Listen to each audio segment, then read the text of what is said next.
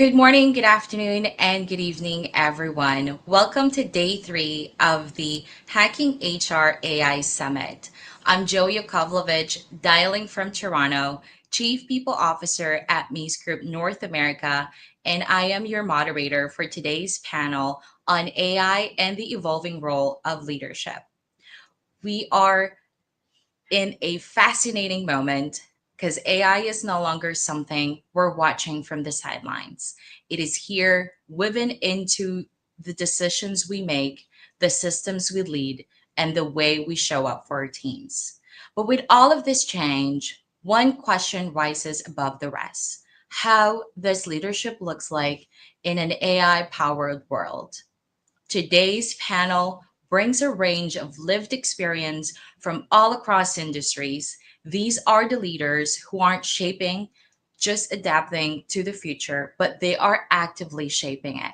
And to kick things off, Jessa, let's bring all the panelists in for quick introductions. Welcome.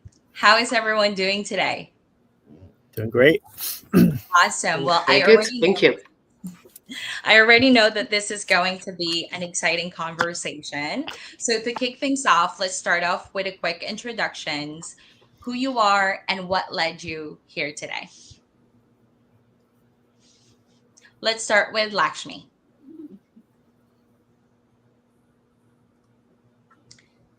Lakshmi, can you hear us okay? All right, so we'll get back to Lakshmi's shortly. Let's start with Olga. Thank you. Can you hear me okay? Yes, we can. Very good. Great to be here. I'm Olga. I used to work for HP and I'm the former director of Future Ready Work Experiences. And I'm very excited about the topic. I think AI has a lot of potential, but we will need to do a few things as leader to be ready. So great to share experience and tips with the other panelists. Wonderful. Dr. Anna Tavis. Hi, welcome. Hello, everyone. I am so thrilled to be here. What an exciting topic to talk about, and obviously very timely. I am the Department Chair for Human Capital Management Programs, all of master's level, Next Generation HR Pipeline at New York University, based in New York City. And I can't wait to have this conversation with my panelists. Thank you. Wonderful. Bucky. Yeah, hey, Joe. Thanks for pulling us together in this panel. Excited to be here. I joined actually Hacking HR in the very, very early days. So it's great to kind of swing back and see how this community has evolved. So thank you all for the work that you're doing. I'm Bucky Fairfax. I'm the Executive Vice President and Chief HR Officer for RTI International.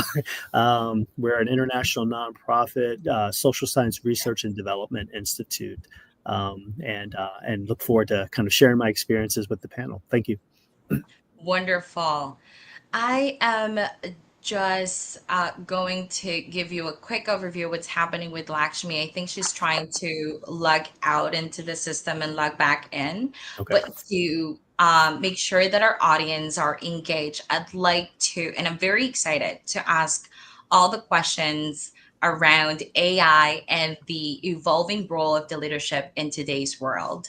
So I'd like to start a series of questions like Bucky, you have been the CHRO of a global organization. Yep. How has your own leadership approach shifted as AI enters executive decision making? Yeah. So thinking about this question, I wanted to kind of approach it both at a personal level or individual level, and then also organizationally. At a personal level, my approach has been, I would say, more exploratory and actively engaging with the tools, but also pulling them into things like executive presentations, using them, in analysis and reporting, and also actual deliverables in the executive space. But what I've also found important is to share and spotlight where they've been used. And also promote kind of like the efficiency of their utilization and some of the lessons learned, particularly like what worked good and worked less great, and the learning from that, I found kind of my executive leadership peers, kind of very interested in kind of hearing that, and so I'm trying to model that, personally. Um, I would say that I use AI in my executive decision making. More so from an informed perspective, to test some of my own, biases and kind of control for that, but to also provide like option sets if I'm, thinking through various things or presenting various things, pros and cons of option sets and different ways of looking at it. So I'm not deferring to AI yet for the actual decision, but I'm getting a little bit more comfortable with it. And again, kind of staging that going forward. Actually, I would say also I'm strongly encouraging exploration and utilization with my peers, so my executive peers, but also my direct reports and my teams, and having them lean into AI capabilities, and also get more comfortable, but also to like engage by having an AI companion, and kind of working through that change aspect. We've gone as far as actually putting in AI related development and engagement goals within kind of performance management. So we're really starting to click into that a little bit more. And then lastly, I would share from an organizational standpoint, I'm kind of focused on two dimensions of AI's use in HR. One is clearly around the effectiveness and the efficiency that you get from it and the insights and so forth. But secondly, and I think we'll hit on this a lot in our panel today, is just this responsible use of AI, and also equally important is supporting workforce development and transitions.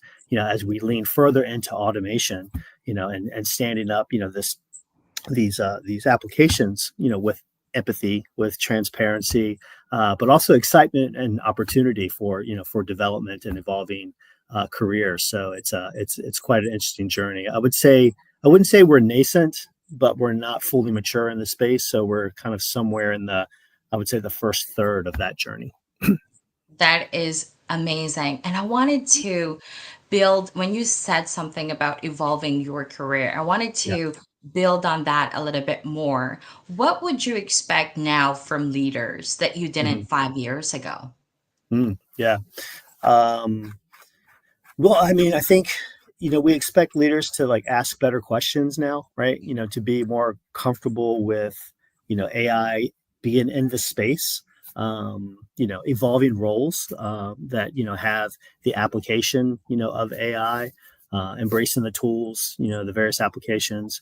But also I think co-partnering, between AI and humans, right? How we're using AI, how we're, working with staff and partners and so forth, and really leaning into that. We've had this notion that someone shared, about a year ago, that they said, AI is not here to take your job, but someone who knows how to use it will, so really helping people kind of lean into that a little bit more, and leaders need to model that, as I mentioned earlier. I think also from a development perspective, leaders are struggling a little bit with this, but I think it's important how that they prioritize AI literacy with their own domain expertise, because it's expected more of leaders, not only to model it, but to also promote it and engage in it.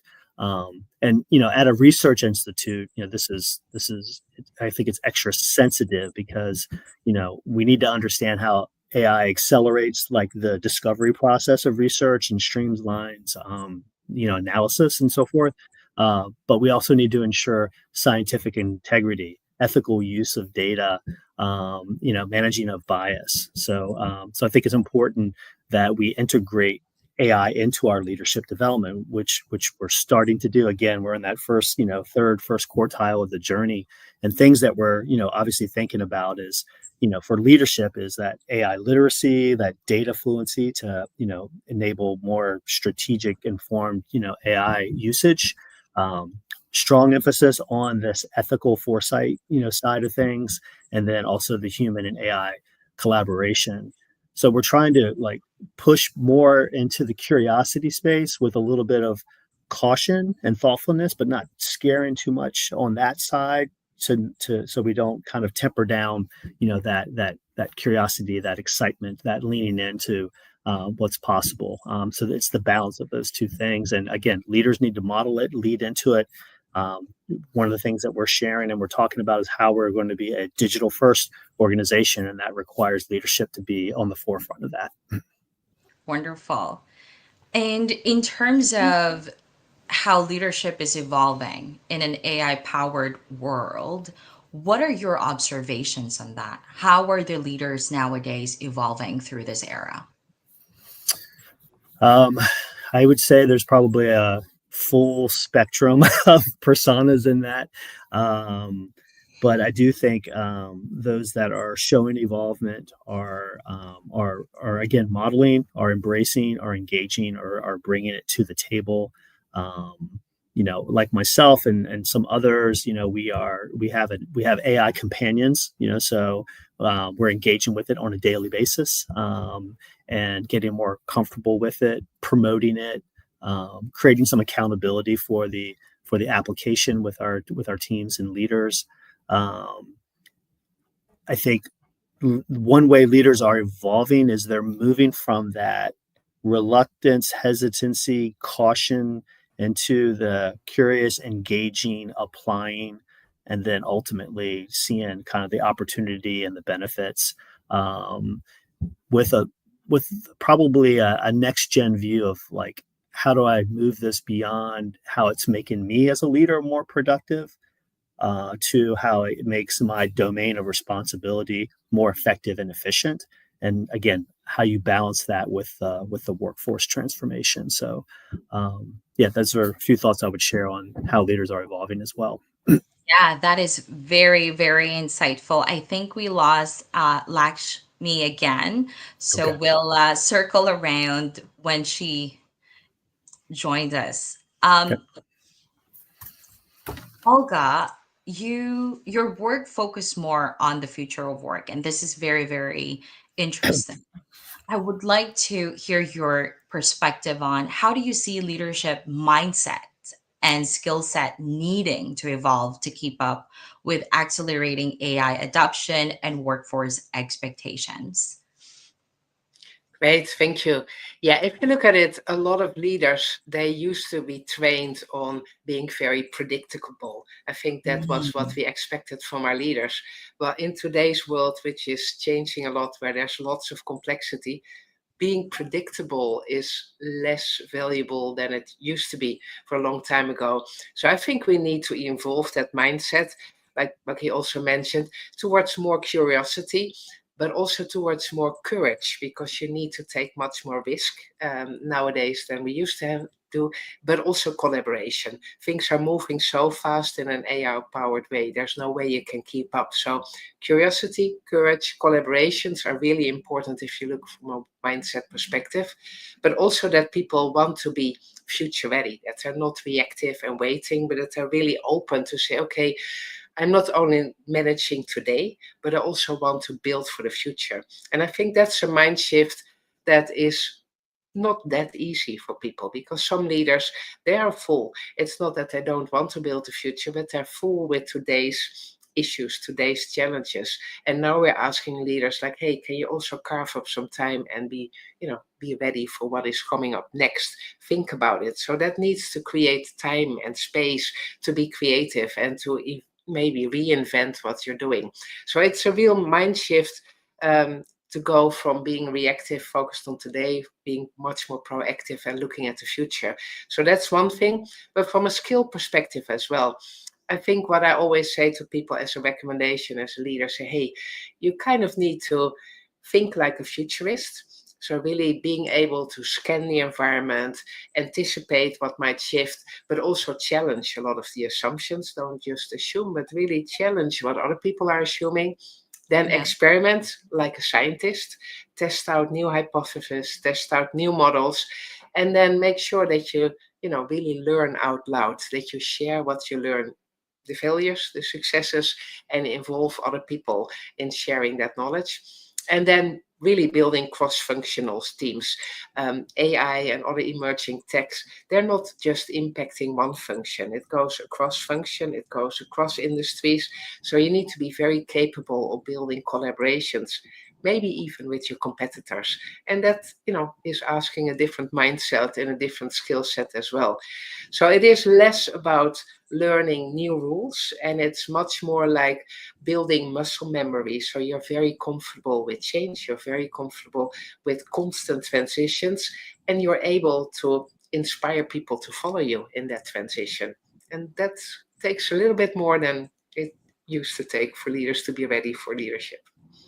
I couldn't agree more. The experimentation stage really what struck a chord with me, and I wanted to build on that because experimentations, there are risks associated with it. And I'd like to hear your take on what are the risks for leaders or organizations who don't adapt quickly enough to the shifts in mindset and capability.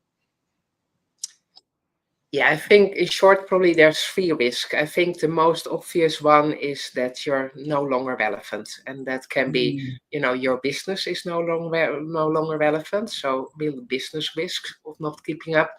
Your career is no longer relevant because either AI or people with AI can do certain things better than you can. Or the third one, you're no longer relevant for your team. So that means that talent will be losing because they are no longer inspired, they no longer follow you. So you can be, irrelevant for business, for your career, for your team. And then you're losing talent, you're losing trust, but you also lose valuable time. So if things are moving fast and you're keep on standing still, you're actually moving backwards. So I think that's a big risk. The second one, which is maybe a bit deeper, is if you only focus on keeping up, then you kind of miss the opportunity to really do something different, to create something better. And I think AI, is not only disrupting many industries, but it's also an opportunity to redesign something, really shape something for the future that is different, do it with intention, so that you really build something that is better than what we have today. And that can be really empowering and, building something really together with your team, with your functions, or even with your competition, but build something that is future ready is really energizing. So it is a risk, but it's also a big opportunity. So it's not only about adapting once, it's kind of building that muscle for constant reinvention and constant transition. And that might be very tiresome for some people, but it might be very, inspirational, energizing for others. So finding that balance between how to constantly evolve and how to really evolve something that matters and that will be meaningful for the future, that's something leaders need to be doing. That's great. And thank you so much for the insightful advice for the leaders. And I'm curious to hear what others take on, how do we advise? Because we are for HR professionals, especially, we are in the backseat to kind of lead this conversation and get the buy-in from the leaders in a world where AI advise everything pretty much from hiring to performance. Bucky, what's your take on how do we preserve the human judgment that defines good leadership? Yeah, I mean, I think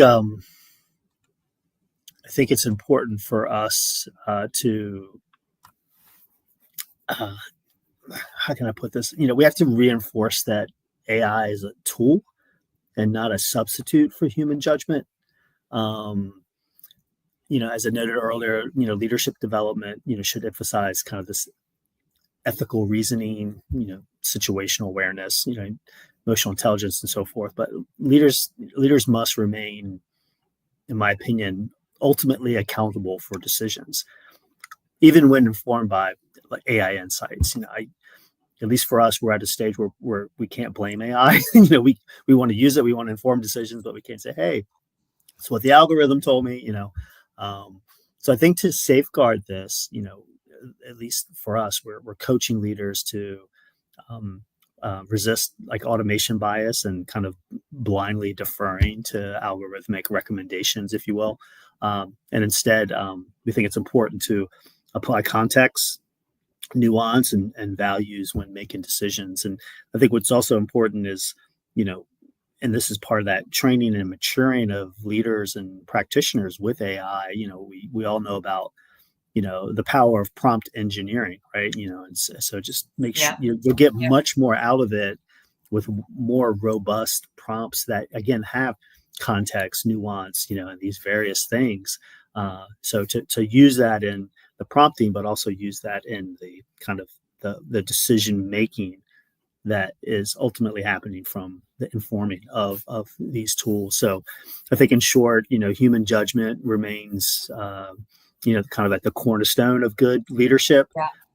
It's what keeps our decisions not just smart, but just, just decisions, keeps us human, in this world where we're trying to figure out, the AI and the human and technology space. And I've seen examples where AI has provided some really good kind of decision-making recommendations. And I've seen where leaders have deferred to them, and sometimes they've worked out, sometimes they haven't. It's really important for us to just say, okay, this is a great tool. This is, a great value add to our decision making. It's very insightful. So let me now move forward with the decision making process and how I'm going to decide. Amazing. How about you, Olga? What's your insights on or perspective on that? Yeah, AI is much more than an assistant. It's much more than automation. It's much more than augmentation. It can do a lot. But I think a lot of leaders are still looking at AI purely as efficiency, productivity, and then they miss out a lot of opportunities. You can see it also as a partner to help redesign better experiences, better experience for your employees, better experience for your partners, better experience for your customers. So if you look at that way, then it's very logical that you're going to redesign work, that you do something not because it's just faster or cheaper, but because it has less errors or higher quality, or it's much more meaningful to do it. So that I think is what leaders should do, really balance, as Bucky said before, balance innovation with integrity. So imagine and pursue really what is possible that you cannot do today without losing sight of what really matters for our planet, what really matters for our people. So I think that is really important. And for that, you also need to look at what kind of value will I bring with AI or other tech. So value is not only about money, it's not only about financial metrics, but it's also about trust. It's about fairness, it's about sustainability, it's about belonging. So there's lots of different metrics that really define what is value over the long time. So those don't just show up on KPIs or OKRs or any dashboards that companies have. You need to be very intentional. Like, how do I measure value in a very broad sense? And how do I bring that to the leadership agenda? So I think that is what real leadership is about. Asking better questions, making sure that you really focus on what matters, and that you include sufficient people, that you don't just do this with a small set of people, but that you really include many voices and have that conversation. What is value? What kind of time to value do we need to make this meaningful? And then last but not least, humor will help as well, right? If you take it all very seriously and the world is moving fast and people are tired, it's very hard to do business, right? So you need to be a leader where your team also can laugh with, and that you also have a bit of fun, that you can be very humble as well and admit some of your own mistakes and really stay human through all the change that is happening to us. I think humor will help us a lot becoming and staying better leaders.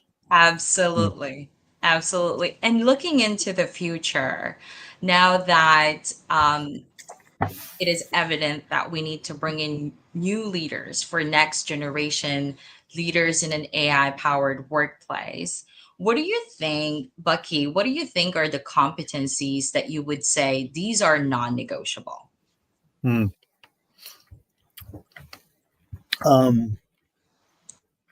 I think one would be clearly around AI literacy, right? Just being literate in the tools.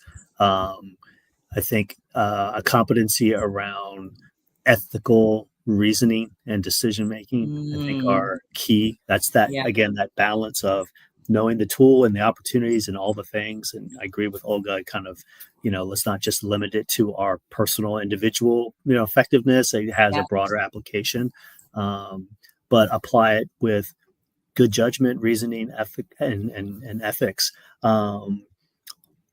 Just because it's so powerful and has that tendency, to be able to persuade, kind of leaders, and there's levels of bias and so forth. So, um, and I don't know how we frame the competency, but for me, again, it goes back to kind of staying curious and leaning in, and kind of, maybe, as Olga was talking, kind of the future forward thinking, because it's moving at such a fast pace, yes, and we need yeah, to move with it to a certain extent, get out ahead of it, so it's not moving us, and we're kind of moving along with it. So I think kind of a futurist, I think, is the word that Olga used. I really like that idea, because it imagines what's possible, and that curiosity, um, and um, and then I would also just say, kind of, there's got to be a balanced competency just around. I would say it's the AI human kind of collaboration impact. I mentioned empathy earlier, kind of yeah, understanding that as all this automation emerges, and all these, this capability emerges, um, it'll affect jobs. It's going to affect, and I'm not saying affect jobs necessarily in terms of eliminating jobs, but it'll be that. I'm thinking just in terms of changing how we do work, right? And mm, understanding there's a human element that needs yeah, to kind of transform behaviorally, capability, competency wise. We're all experiencing change as a result of AI. So as new kind of emerging leaders come into this, I think they have to be, very, very thoughtful how, this impacts the workplace and their peers and organizations, and how we do work, both effectively and efficiently, but also on that emotional intelligence side. wow, that is very powerful. Olga, what do you think about the non-negotiable competencies? There's many, but you already listed some. But I think what is really important is to invest in change and not so much in Yeah. Mm, the technical aspects, like, hey, we're going from A to B and I need to understand all the details of A and B, but much more about the human part. Like, what does it mean? Because it's not one change that is happening to people. There's change in the bigger world, macroeconomics. We have war, we have a lot of uncertainties. There's transitions. If you look at food, at energy, at the labor market, there is change, transition, transformation all over the place. So investing really in the experience for humans, what does it mean to be human at this point? What is coming our mm, way? And how can we stay human during those transitions? And I what do we love that. need as humans, right? Do we need to vent? That could be the reality, like, this is all stupid and I hate it. And, you give yourself 5 minutes and then the pity moment is over and you go on. But sometimes you need that to be able to vent that frustration. Sometimes it's being able to feel safe enough to say, hey, this is scary like hell and I don't know what to do next. And also as a leader, I think what I said before, not only showing that you make errors, but also showing some of your doubts. That's of course, cultural. In some cultures that will not be easy, except if as a leader you say, hey, I really don't know. But I think the reality is we don't know many things at the moment. So maybe we need to be open about it and address it and say, okay, but now we can wait till things happen, or we can take charge. What can we do? What is in our control to change? Where should I start? And that's why I always say that part about the futurist, it's not pretending like you have a crystal ball and you can see everything clearly and you have one path to go there. No, it's more to realize, like, as a futurist, you always consider multiple options. You always say, hey, there's multiple futures that are Yes. possible, but there's only maybe a few that are preferable. How am I able to move towards those preferable future scenarios? What can I do? And that already makes a difference, right? Because then you feel hey, I'm more in charge. There's something I can do to prepare. Then you feel more confident, you feel more positive. It doesn't become easier, but at least you have the feeling that, hey, I can make a difference, and it does matter what I'm doing. And I think that is very powerful as a leader, but also as an individual. Like, there are certain things I can control or that I can prepare in a world that is changing so fast. So being able to sense, come up with alternatives, discuss them, and make sure that you make a start that feels good, that feels that you're working towards something that is preferable versus something that is just happening to you. I think that is, something big that really will have a lot of influence. Wow, Olga, there are so many follow-up questions while you're talking about this rich and meaningful advice. And I want the audience to focus on, from a leadership perspective, what advice would you give our audience today who are working really hard to adapt to all of this change? What are the things that you think they should act on when they leave this panel? Do you want me to continue, or you want Bucky to Yes, answer please. first? Okay. Please, Olga. Yes, I think asking better questions. I think that is probably, and it sounds very easy. It's not that easy, right? And that's that second point, what I say, being more like a scientist. What do scientists do? They have a lot of questions. And I think that is where the biggest innovation, the biggest transition start with questions. It's not technology that will come up with innovation. No, it's humans that ask questions, and then technology can be wonderful in empowering, enabling some of that, the outcomes. But at the end, it's all about questions.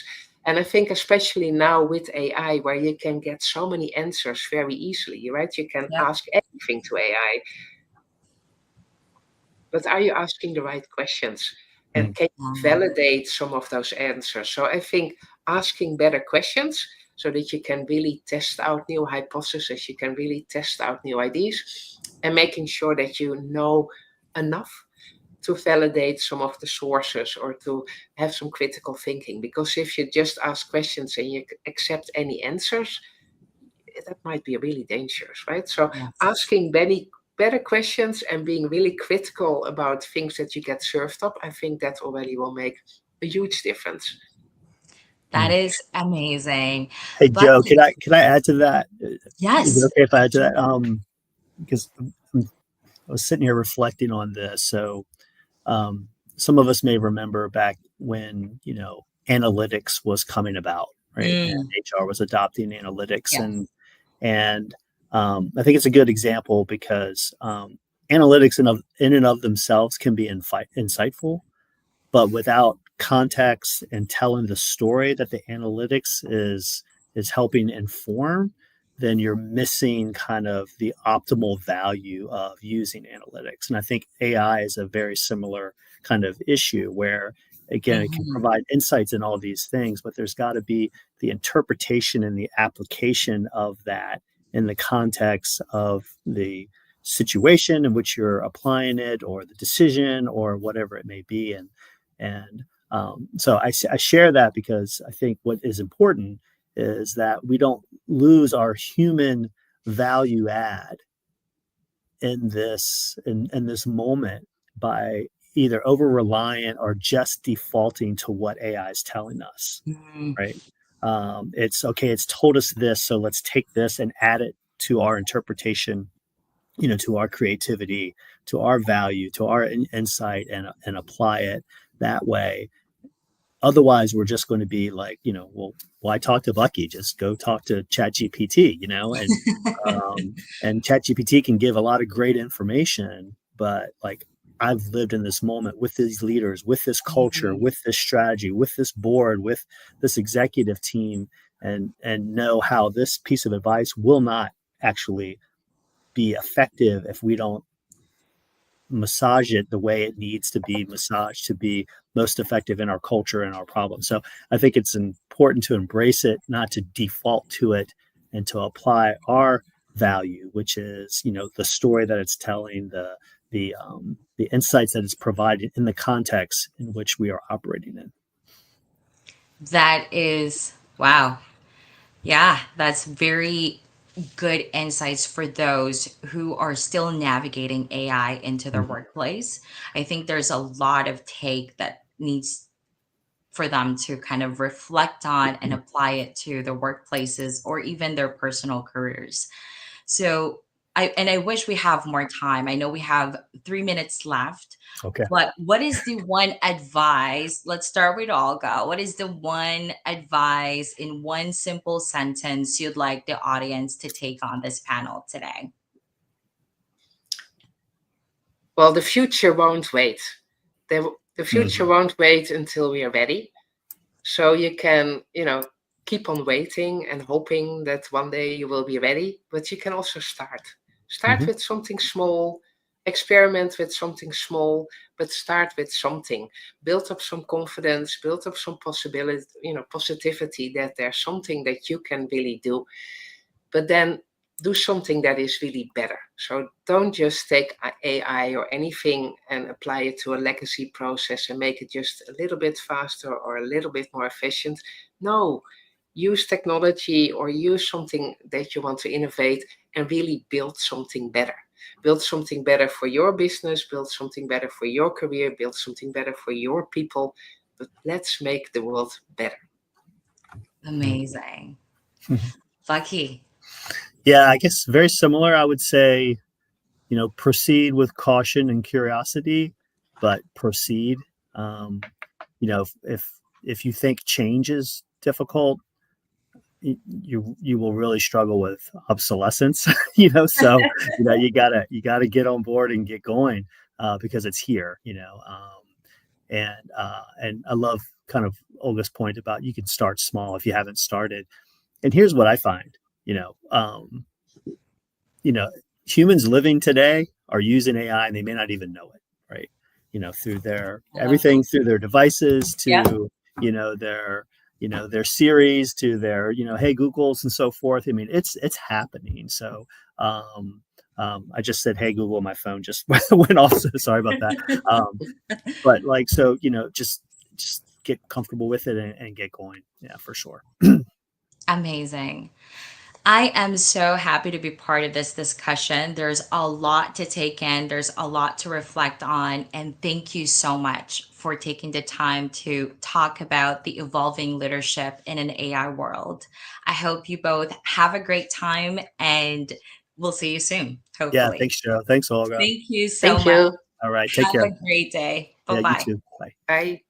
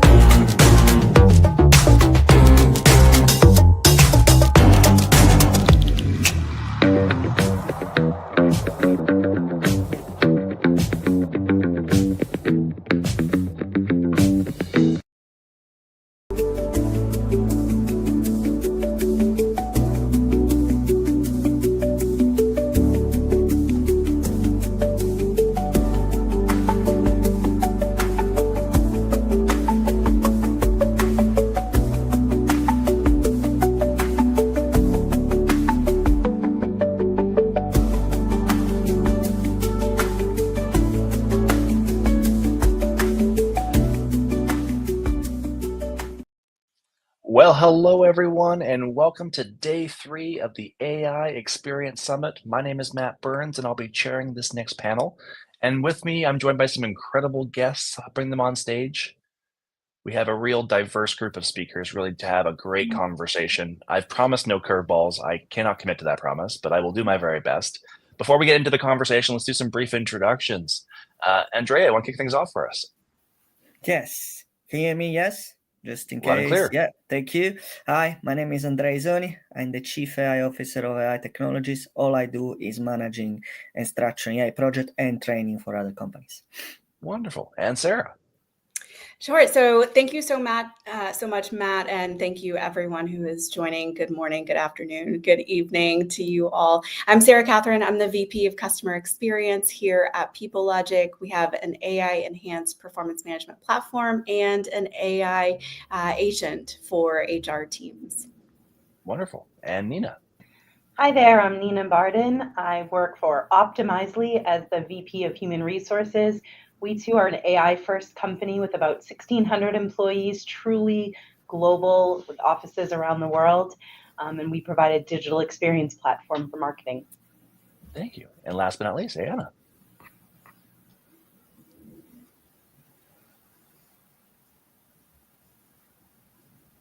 Anna, you're able to join us. You're on mute. Hi, good morning, everyone. Good morning. Good morning. All right, and today's conversation, we'll get things kicked off. We're looking for a good discussion regarding the next wave of AI-driven innovation and disruption. Let's kick things off right off the bat with a question. I'd love to learn, jumping in the deep end, we'll start with Sarah. What is one thing that HR teams are going to be doing differently 3 years from now? Oh my goodness, it's really hard to look out 3 to 5 years, honestly, and that's the short answer is that it won't look the same at all. And for better or worse, anything that can be automated will be done so in the next 3 to 5 years, in my prediction. So I think it's about what humans are uniquely good at, because that's what we will have left. So whether HR is perhaps a bit behind the curve or ahead of it in leveraging AI, it doesn't matter because AI is going to disrupt how you operate, whether you want to or not. So if we look at the next year, I think we'll see significant advancements in organizational efficiency and how HR changes. You won't be doing data analysis or building surveys or coaching managers necessarily. AI will be doing this on your behalf. And so that will be with how you've trained it to deliver the value and how you've guided it.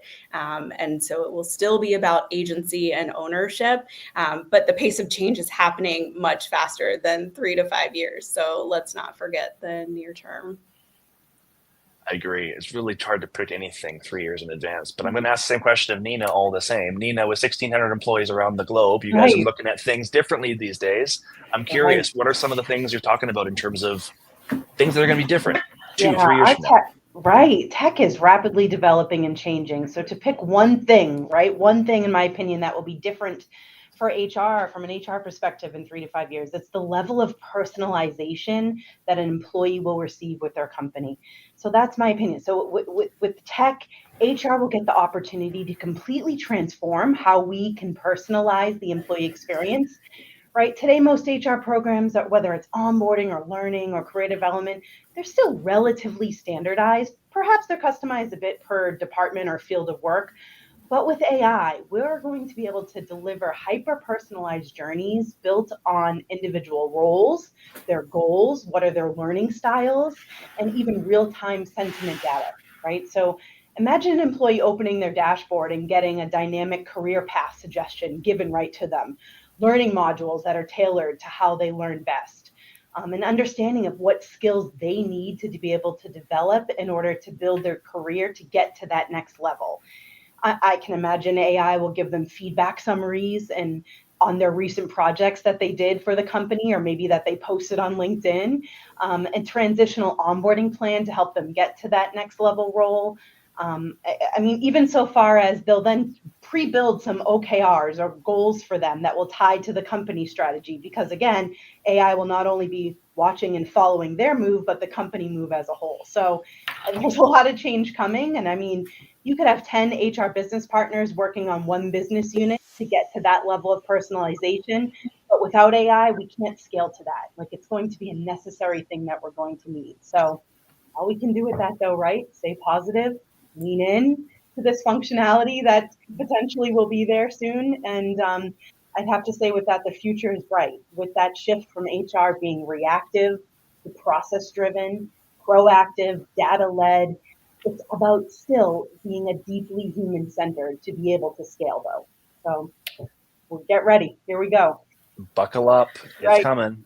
Dr. Yasoni, we had this conversation on a podcast not too long Yeah. ago. I'd love to hear. Let's pick up where we left off.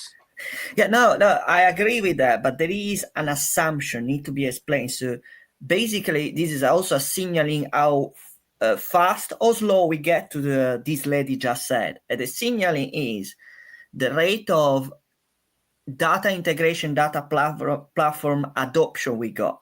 Because for doing what these ladies just said, we need data platform or integration platform, CRM, automation, whatever you want to call, within the organization across department if it's a large organization.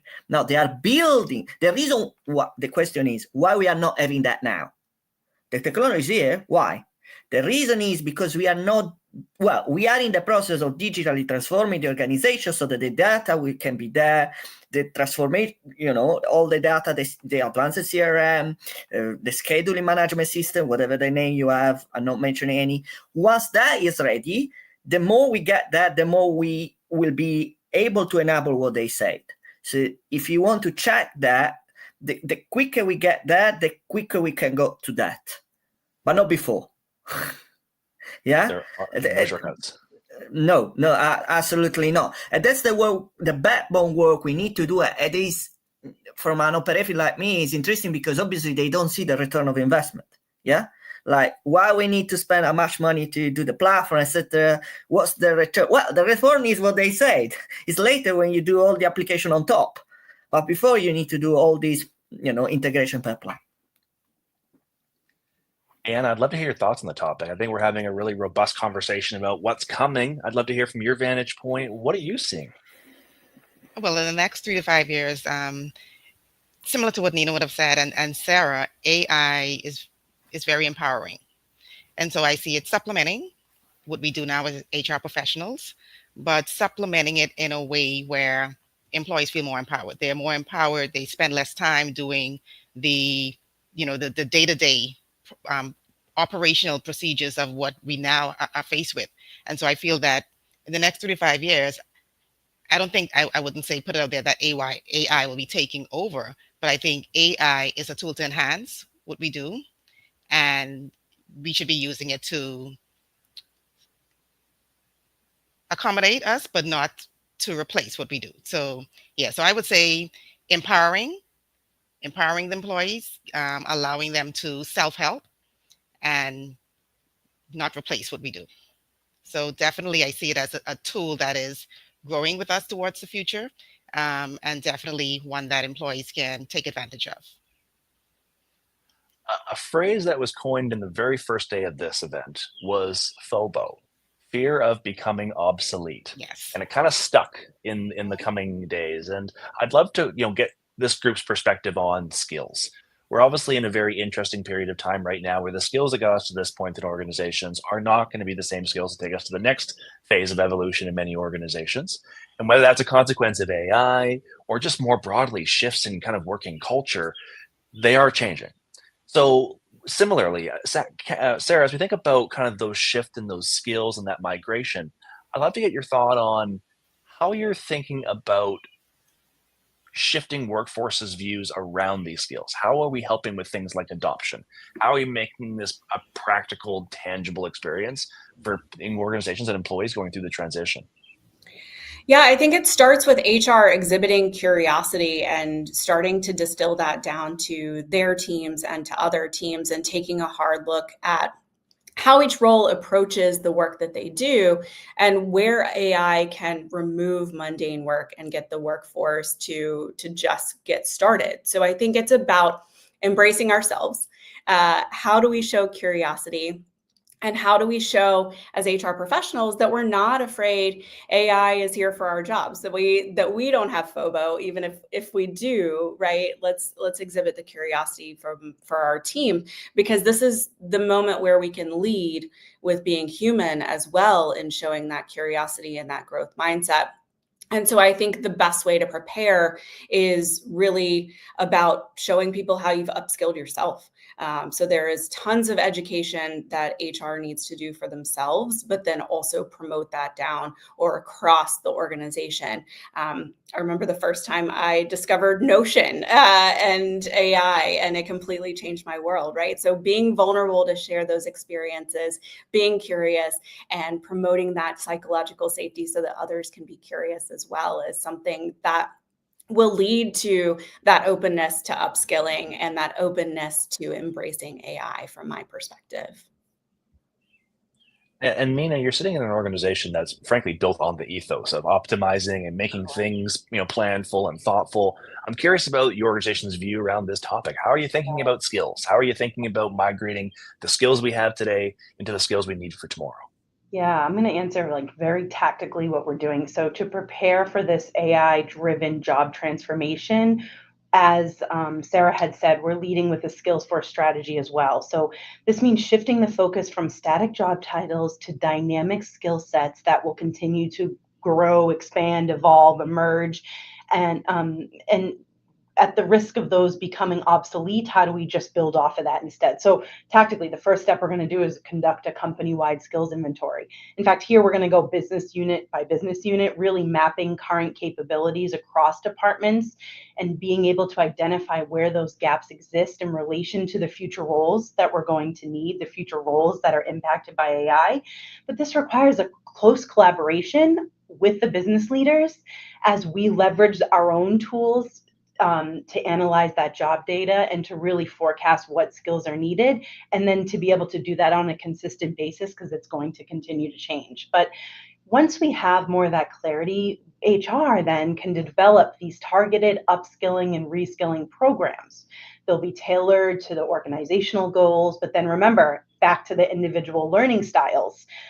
So we want to make sure that we can provide that personalization to be able to offer AI literacy workshops, right? Whether it's basic or more advanced into what our own offerings are at Optimizely, both internally and for our customers, data analysis training, and much more, right? So creating a culture of continuous learning is really what it's all about. We need to embed these learning into our flow of our everyday work, and then, reward for that skill development, ensure employees feel supported and not threatened by the change with the FOBO, right? Not threatened by it, but we're transparent. You have to be transparent and know how to make the best use of AI to increase your efficiencies, to share with others so that they know how to do that as well. And it's those who are going to come out on top. So again, we see skill building as an investment in the future rather than a response to risk. It's a transformation to become empowering rather than disruptive. So if we build it into our day to day.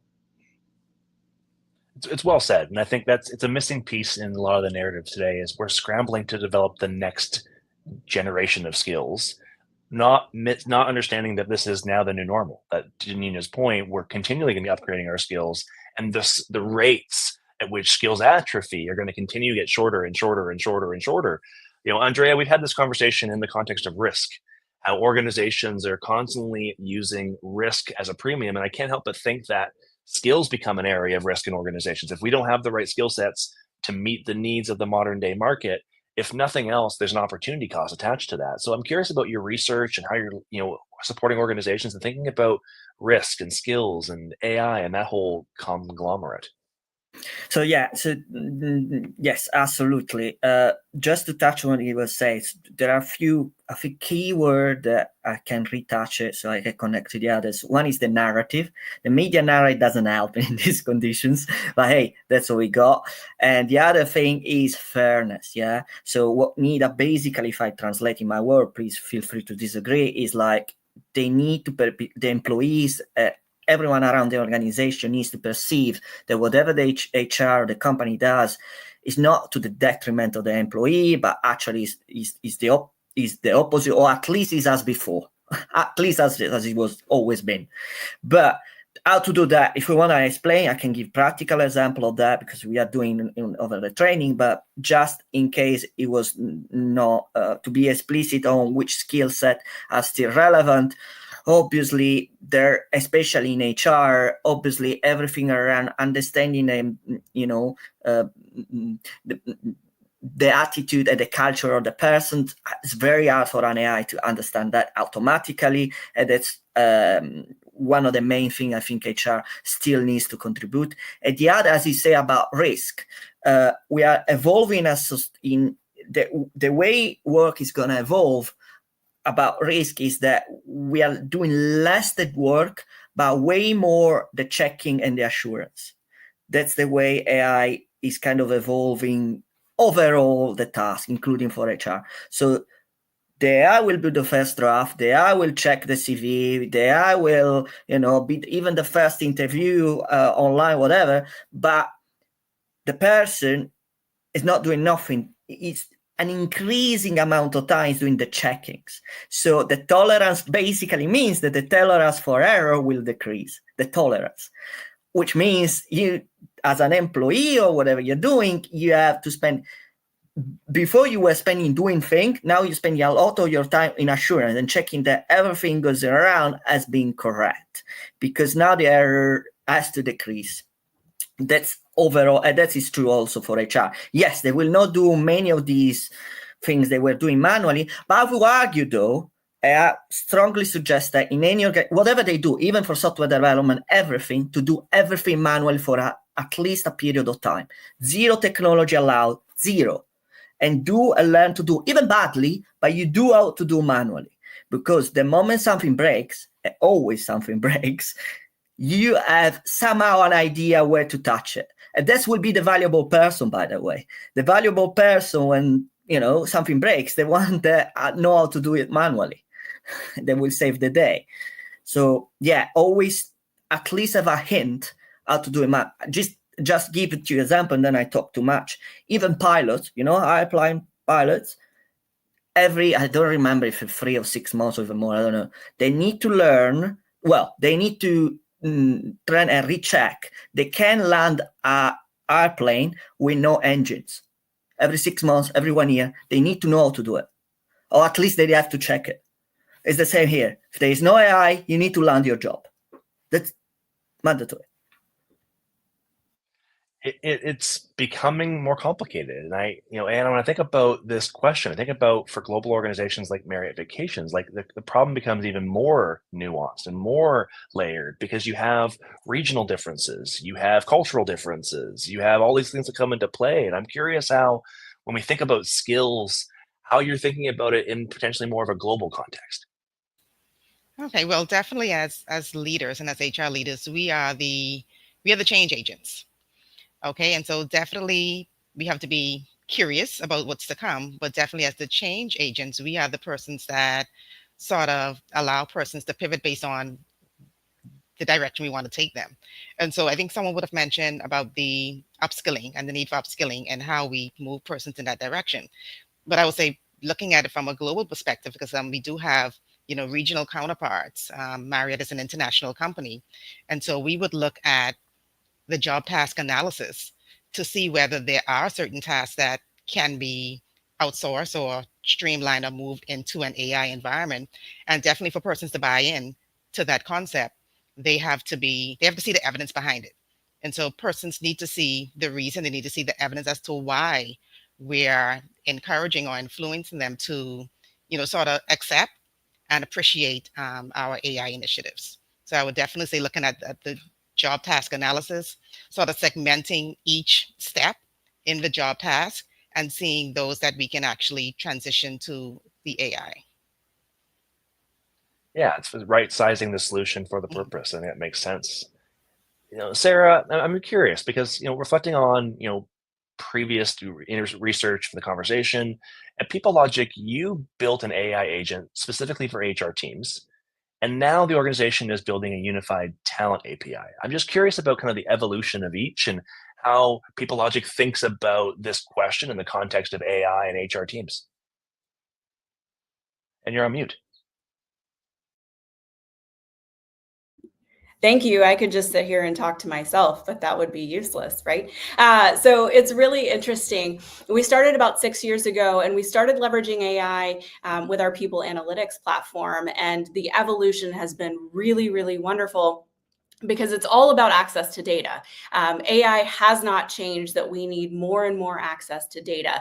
And I think, HR teams often, or HR vendors really want you to falsely believe that HR's data, just is in one system, or it's in 2 or 3 systems. And that's all the data that you'll ever need to make informed decisions. And so what we've done at PeopleLogic is build this composable API, or this composable platform where you can pull from all of your different systems. And I think Dr. Asoni mentioned this, right? It's about the data. It's about being able to pull it from your CRM. It's about being able to pull it from your customer success management tools so that you have access to the data that allows you to make great decisions about your people, because it exists everywhere. And so that's our mission, is to democratize that data, but also build this unified talent API that can pull in all of that information so that you can effectively use that data to manage talent wherever that data may live, and then be able to build AI solutions and agents that leverage that data. And so that's the work that we're doing through the unified API, through the composable HR components that we're building, and through our AI HR agent. So really, really exciting stuff, and a lot of data. And I think obviously fit for purpose in terms of the challenges that were being addressed. And, Absolutely. I think about, Nina, in your own journey, obviously a similar exercise. HR is partnering with IT. We're trying to solve issues in the organization. I'm just curious about the origin story of AI at your organization.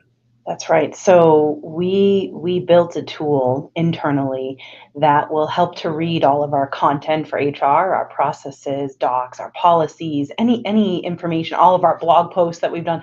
So it reads that for a quick response, answers to the employee questions. So the first point of contact for our employees now is to check our support AI tool. But we've always are moving forward with the human first mindset, even when building that. So even as an AI company, it's human first agenda. So the goal is to amplify what our people can do, not replace them, right? So we're using generative AI to automate routine administrative tasks like drafting content or summarizing a meeting. So HR professionals can then focus more on our strategic work and our relational work and that cultural building aspect and coaching aspect of our job.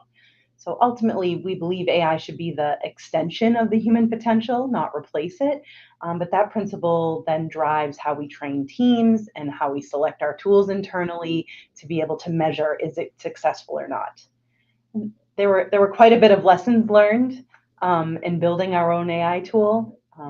Would you like me to get into some of those at this point? I would love to hear one, because I think Yeah. taking this beyond the abstract into the tactical, Yeah. I think is really valuable, because we're all learning and all of us are doing this in one way, shape, or form, whether it's through a third-party vendor relationship or self-developed, and we're making mistakes. So I think we just need to be honest about them, share them. No one's doing this stuff maliciously. So yeah, if you don't mind sharing, please. There's a strong importance of cross-functional collaboration during the AI design and deployment. So we knew we had to involve employees in these feedback loops early on. We identified where human judgment is still essential, where an employee doesn't want to talk to an AI chatbot or an agent to get an answer, like conflict resolution or a nuanced hiring decision. And we draw clear boundaries where AI serves as a support tool rather than that decision maker or that coach or guide.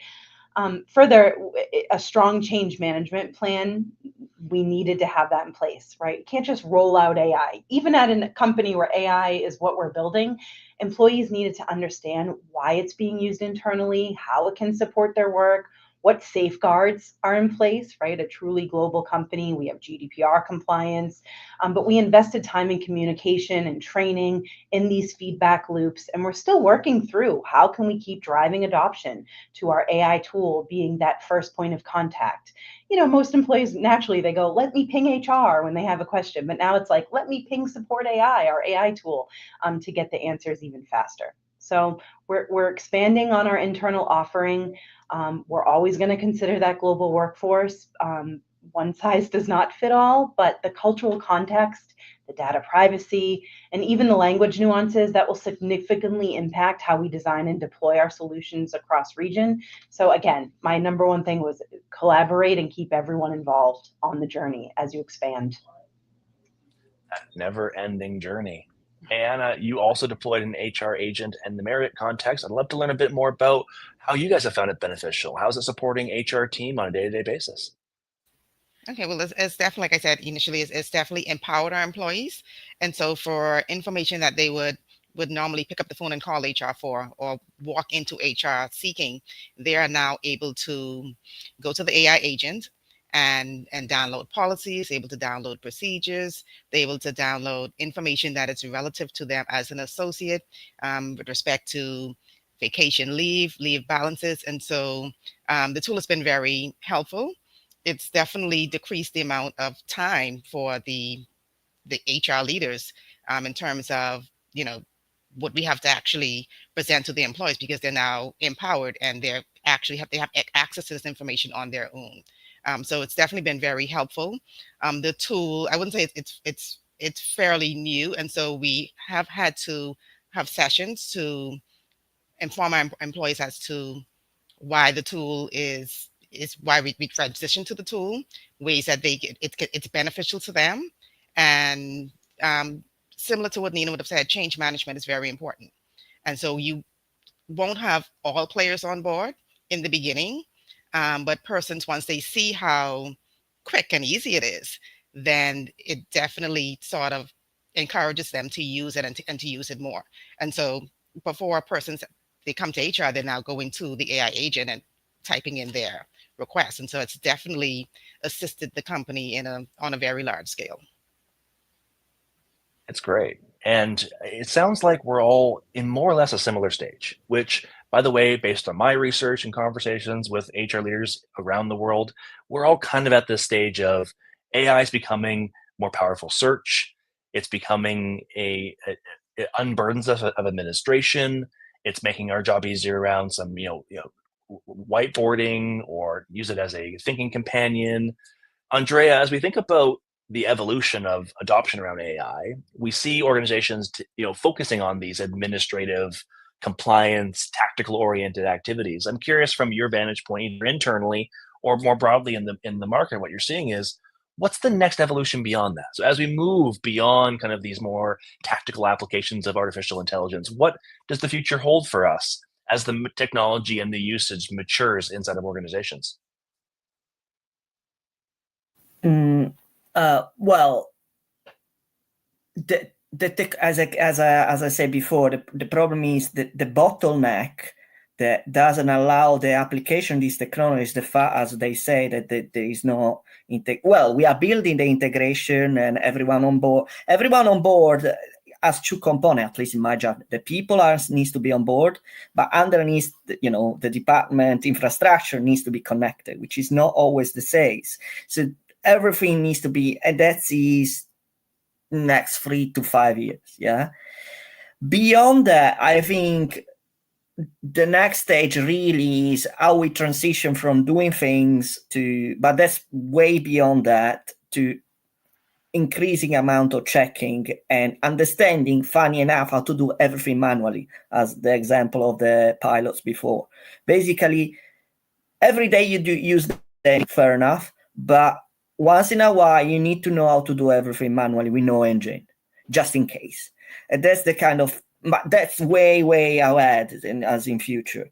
What I would suggest now, and believe me, I see many even security clearance organization, let's put it that way, even if they don't have AI, because if you're a security clearance organization, is, hey, what is this?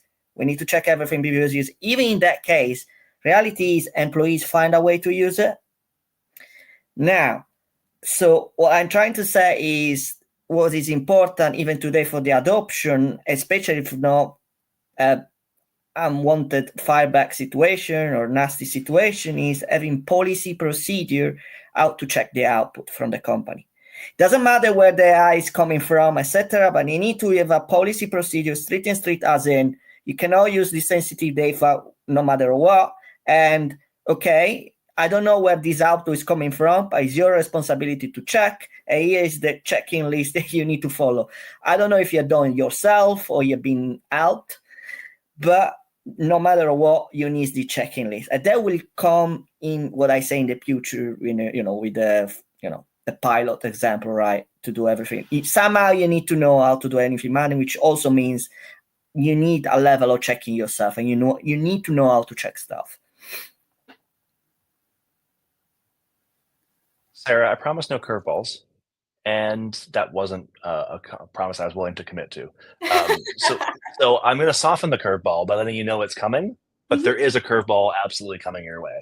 All right. And I'm going to shift the last question that I had planned for this group, because I think it's easy for us to focus more in the abstract and to kind of talk about the things that we would hear in a traditional conference around what does the future look like for artificial intelligence. I want to ask the question more personally, and I'll put it here. What is one way that you're influencing the use of artificial intelligence in your organization today? Well, we're an AI company, so that's a challenging one. Not a challenging one. We're continuing to do a lot of education ourselves and upskilling of our engineering team as they're building this unified API. And so that's one of the ways that we are becoming better practitioners of the technology and the tools themselves. It's understanding and cultivating abilities in ethical AI management so that we are training the models, because it's not just going to be about the models. It's going to be about the context that was mentioned. It's going to be about the human capabilities, but we've got to cultivate those ethical AI skills and keep in mind the human AI collaboration as well. So we've got dual focuses as we're building those tools to think about what is actually possible and what is actually ethical, and what does that mean for the human experience, and is it positive or could it be negative? How'd I do with that curveball? Big questions. You're asking the right questions, though. But I think this is real, right? And I think, Nina, you're probably asking many of the same questions. So I'd be curious how you're thinking about your ability to influence AI and however you define that going forward. Yeah. So HR profession, in the HR profession, it's fundamentally reshaping what it means. Now, core human skills like empathy, communication, ethical judgment, that remains essential within HR. But now there's a growing need for digital fluency, for data literacy. Don't get me wrong, in HR, we all know you're still going to need to be the strongest person capable to read the room. I still, in my opinion, that's the number one thing. You're in HR, you need to be able to read the room, as they say. But HR professionals today might also need to become more comfortable working with these AI tools as a partner, as an agent to their assist in their day-to-day. So whether it's analyzing workforce data, interpreting predictive insights, or collaborating, with other tech teams internally or even externally to implement these platforms, it's not that we're becoming data scientists, but it's understanding how this all works to help make our companies more efficient. But then also, what are the limitations of that? How do you apply that and being responsible in these people-related decisions? So again, skills like change management, as I mentioned earlier, ethics, AI governance, and strategic thinking, they're becoming critical, but you're never not going to get away from being able to read the room and showing empathy and holding a conversation. Like, that's always still going to dominate. Yeah. As far as I know, AI is about math, and a lot of things you talked about are just not mathematical. So I think you're right. I think there is a space for symbiosis in that way. Andrea, we've had this conversation before. I'd love to, maybe for the benefit of this group, just walk us through your thoughts around this topic, the influence, and where it's going. Yeah. I specifically for HR, just to summarize what the pain point are here. Obviously, this technology is disruptive, not only in business, in life of people probably, and there is a problem, never ending AI or whatever the other technology will be for HR to make people on board, as I think Nina said, or other departments, etc. And in essence, showing that, hey, the company is trying to do the good, not the evil. And that is, in practice, how do you do that, right? You want to apply this technology because there is a return of investment, it's good for the company, but somehow you need everyone on board because otherwise they will not use it. How do you do that? Well, there are two ways to do it. One is to show fairness, which means basically doing policy, etc. Obviously, doing the policies. There are different way to do it. One is, AI governance and showing the model is fair. All of that. I'm not talking that. The others, I think, is mentioned is training. Now, in practice, full disclosure, obviously, we do both. We do AI trainings, AI governance, implementation, and training. But this training doesn't need to be it's not enough for the training to be like, hey, this training will allow our employees to do better their job, basically be more productive. Great, but it's not enough. In my judgment, to have everyone on board, that training should reflect somehow that person doing that training will be better in his own personal life. That's key. How do you do that? Quick example, we set up this training for this institution for project management, using AI using for their own project management. To be fair, there were also software development, so you use stretching the code and stuff like that. So without AI, if I am a project manager for a relatively complex project, it will take me a few days to 1 week to structure everything, like how much it costs, how many people involved, different stages, all of that, Gantt chart, all of that, a few days to 1 week, depends what it is, etc. Now, if you train with AI, if you use the AI, obviously that time, and we can obviously checking the result, assuring, the training should do all of that. Obviously, you show to the project manager, hey, interacting with AI, you will do better and faster, etc. Great. At the same time, you can plan your holidays with your kids. You want to do around Europe, whatever, with AI, you can do in few hours. A school trip with your kids and a friend of your kids, perfect. Use AI, you see, it helps you for that. And you do it with company time, not only So this is an example. This is practical because we did it, but he has to show that there are reverberance in the personal life, as he's improving himself as much as improving the company. That's key, because otherwise, back to square one. This is evil, is only for extracting money from me, all that, And obviously the fairness on the policy. Hope it's clear.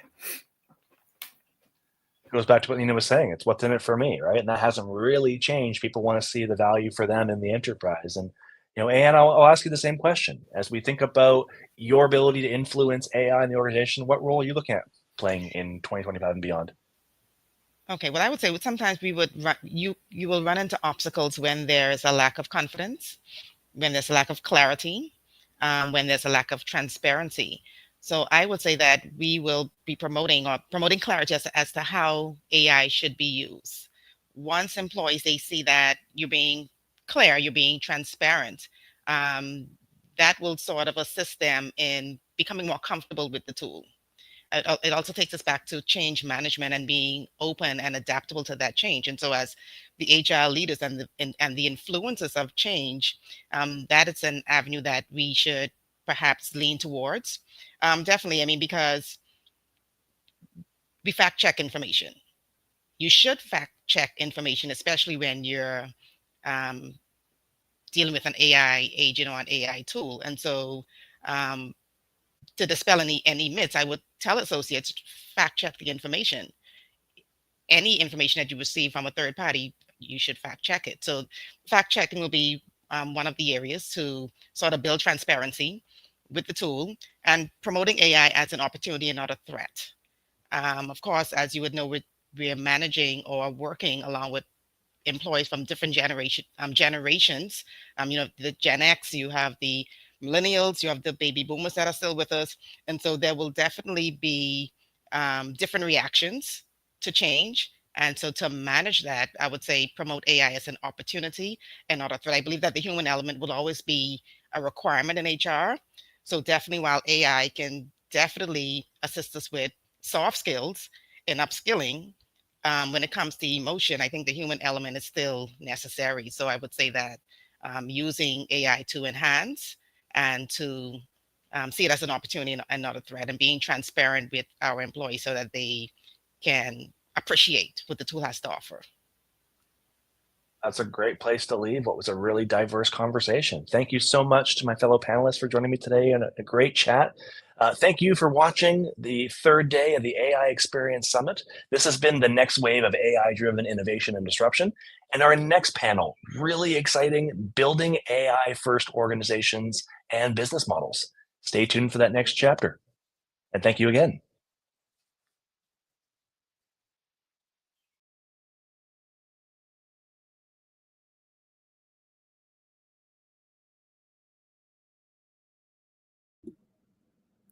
It was wonderful to be with you all. Oh, okay. Likewise. Thank you. Thank you. Bye. Thank you. Thank It was a you. very good conversation. I enjoyed it. Thank you all. Take care. Okay.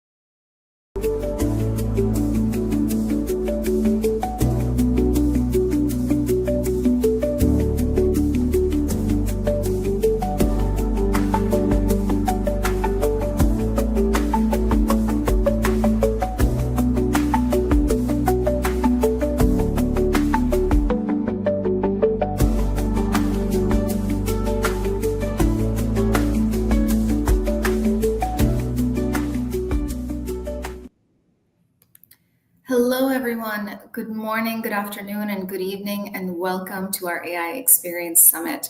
It's so lovely to be here with you today. I'm Malvika. I'm dialing in from Chicago. I'm the founder of Atvis Group and Women Shaping AI. Today is day 3, the final day of our summit, and our topic for this session is building AI-first organizations and business models.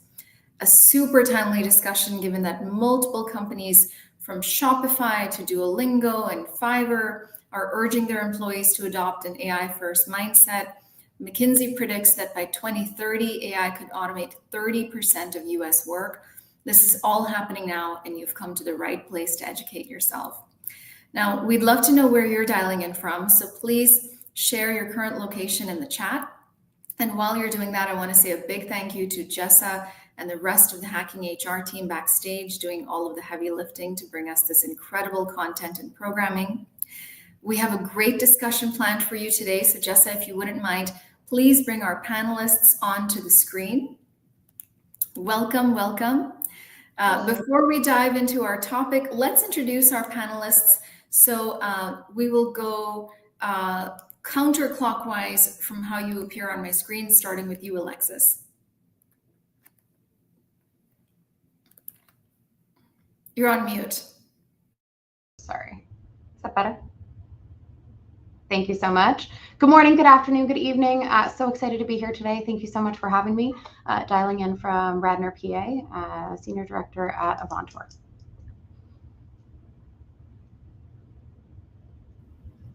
Ruchita. Hi, good morning, good evening, good afternoon, wherever you are. Hope it's a good day and good weekend and plan. I'm Ruchita. I'm a transformation HR expert, along with, of course, AI being part of it now. Work with multiple brands like GE, Fidelity, Guardian, etc. Okay, and I guess I'm the last. Hi, everyone. Good morning, good afternoon, good evening. My name is Shlomit. I'm dialing in from Amsterdam. Today, 4 times as CHRO, very passionate on the topic of human potential, human connection, and now blended also with AI. So very much looking forward to this conversation. Terrific. Well, I can already tell this is going to be a great conversation. So let's dive right in. So since the topic for today is AI first organizations, I want to maybe start by asking you, what does AI first really mean beyond tools and tech?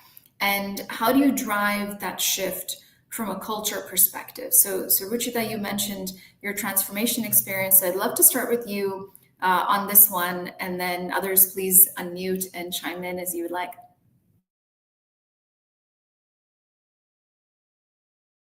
I'm sorry, took me some time to get off it. So that's a brilliant question, and I think that is the most common piece which I keep hearing from different leaders when you talk about beyond tools and tech.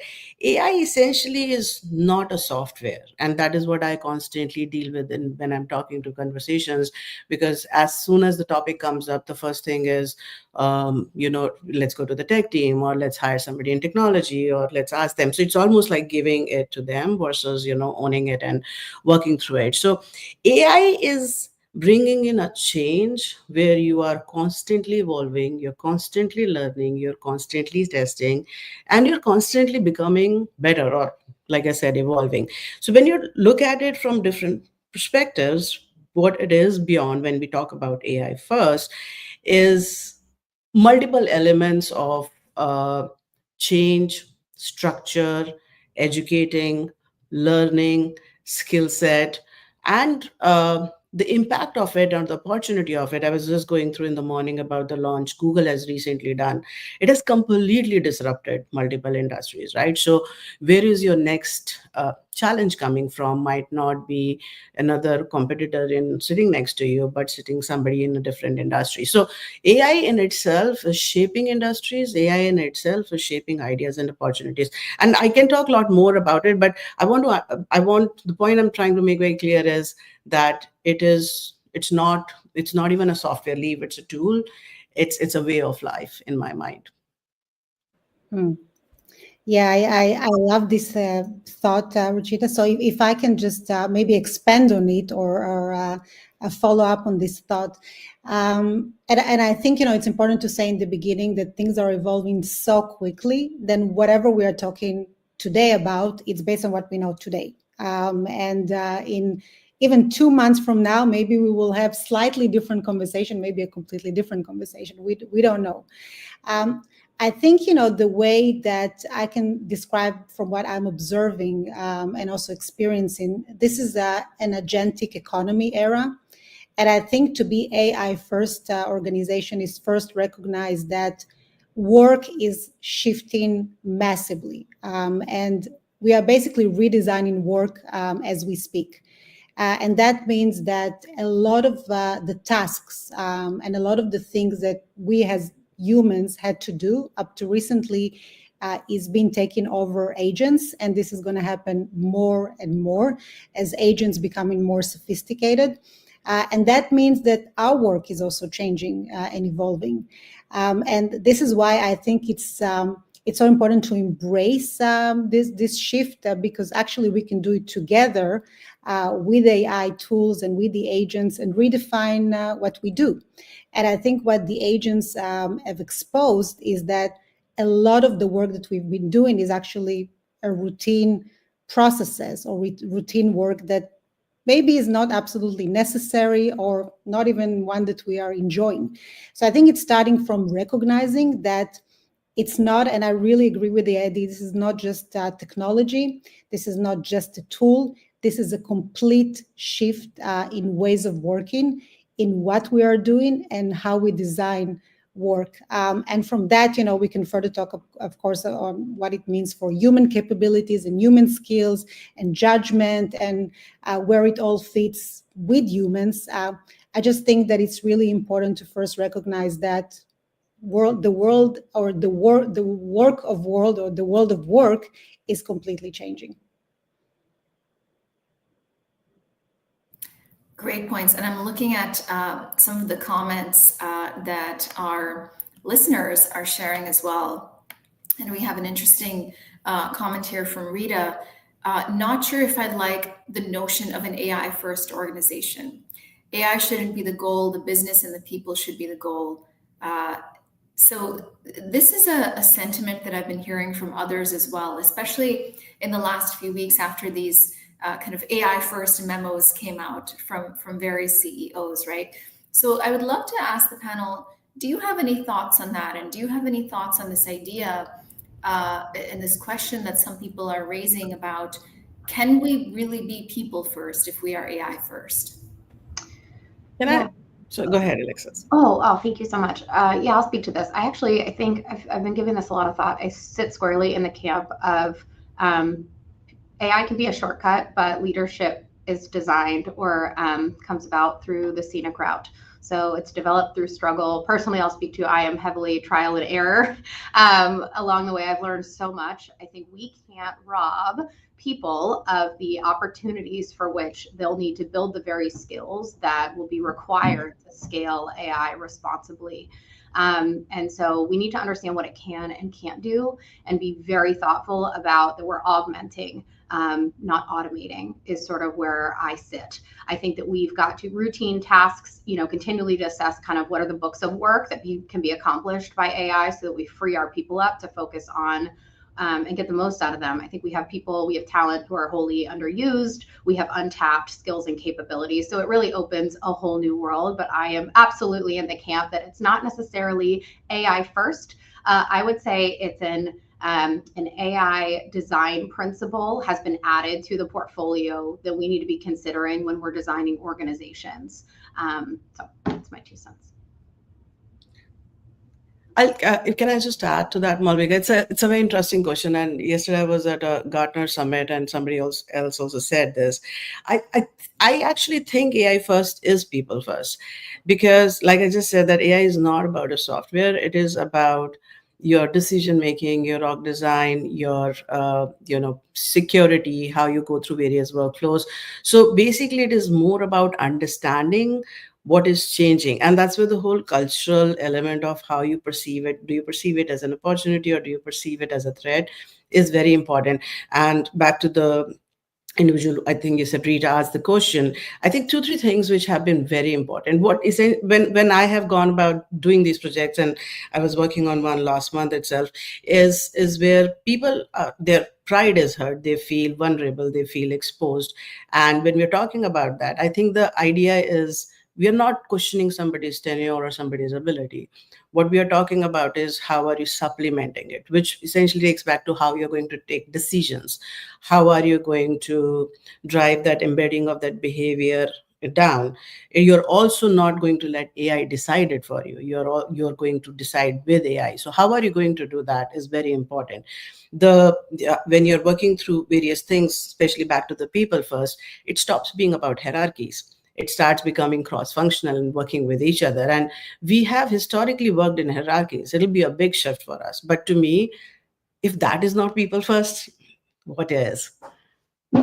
Yeah, I think first I love the question.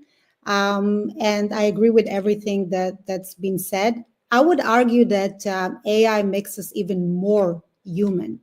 And what I mean by that is, first, it creates space to really get to know people and really spend quality time with people. So think about it, some of the tasks are going to go away because they're going to be done by agents. We're going to have better data. We have already better data, better insights. We can spot inequalities in the organization, unfairness, and some other topics which are extremely important, especially for CHROs. So it actually gives us more insight to spend quality time with the people that we lead, with the people that we manage, if we use the time really intentionally for that. And then I think it also highlights the things that we talked about here, which are the human skills, things that you can only develop through human interactions.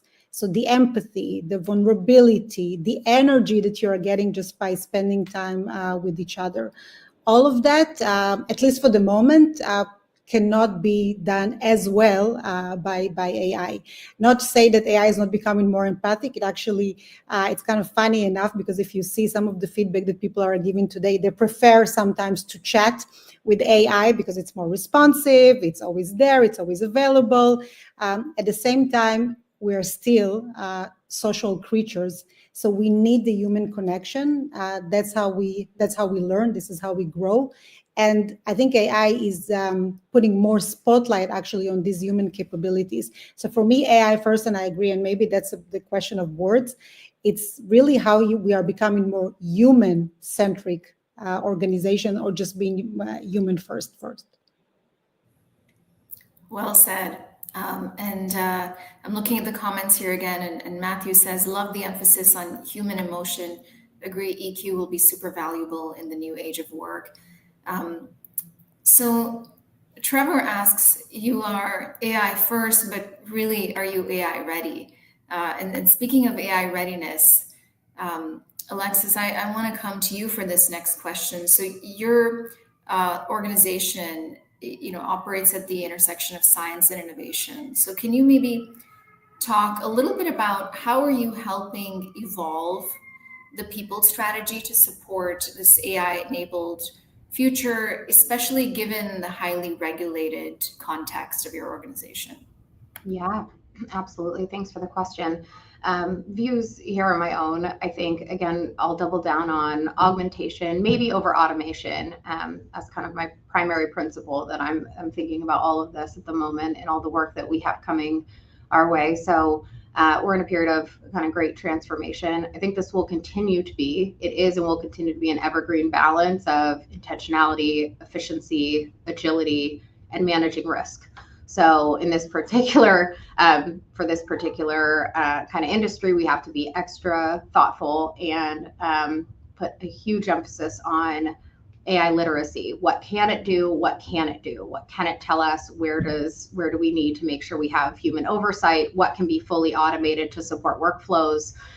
So in my partnership role, my focus is on being intentional about where human oversight can be enhanced versus replaced. So again, just kind of what everyone else is saying across this group, how are we making sure that we're building it into workflows and getting the most out of our talent on high impact kind of initiatives and focus areas where their attention was taken away through some of the more mundane or administrative tasks previously. So keeping the balance of kind of what needs to sit with us, at least in an interim period, while we really understand what we're dealing with, and then scaling, I think, appropriately. The last thing I'll call out is I think the criticality of like rowing in the same direction brings a whole new kind of it's something else we're talking about. If we automate something over here, are we educating across the aisle and automating over here? And then as a company, are we going to continue to strengthen our collective talent by automating sort of the same things where we can? So there's the education component. We're building the plane while we're flying it, right? It's coming at us. People are using it really inconsistently at the moment. And I think that's just across, even when I'm talking across, a friend group, we use it in different ways. And I think the understanding of its capabilities varies quite a bit. So really interesting stuff. To me, education is step number one. We've got to get really clear on what can and can't do across certain functions, educate the right people, and then as we look to build it into org design, ways of working, making sure everyone is brought along on that, coming from different sort of starting points in understanding. So yeah, that's what I think. I think that's, Alexis, you made a very pertinent point on capability as well as education. I think the only thing I'll add to that, if I may, is and I was reading this about, I think IBM CEO said it, to say that if you look at the decades of change in the companies that have survived are the ones who destroyed their own business model before their competitor destroyed it, which means you are rearranging all your bricks to say how the new picture looks. And that is what, to me, in my head, is AI going to do. So AI is about what economic value are you bringing to your, whether you're calling it process, whether you're calling it model. So it's not about that if you have a support setup, let me put an AI chatbot and I have become AI savvy. Not that that is a bad idea, but you have not really redesigned it to say, what is it? What is my task here? What is my information here? What is my decision here? That is rearranging your business model. So I think the difference, to your point, Malvika, and Alexis talked about the capability we are going to get at a benefit. To me, that's the economic value out of that chain. And it could mean you have to destroy what you're working now for you to actually be able to make a meaningful element out of it. So we have to be that comfortable with doing that designing. That's the only additional thing, Alexis. It was a perfect answer when you were sharing it. Thank you. I completely agree. Well said. And Reginald in the comments says, AI has been a great tool in my professional development in launching my own HR consulting business. It has been a great research partner, but I put the human insight in the data results received. It allowed me to fast track my journey. And to your earlier point, Alexis, Kathy says, I like that, Alexis. AI is a shortcut, but leaders are the key to accomplish the change.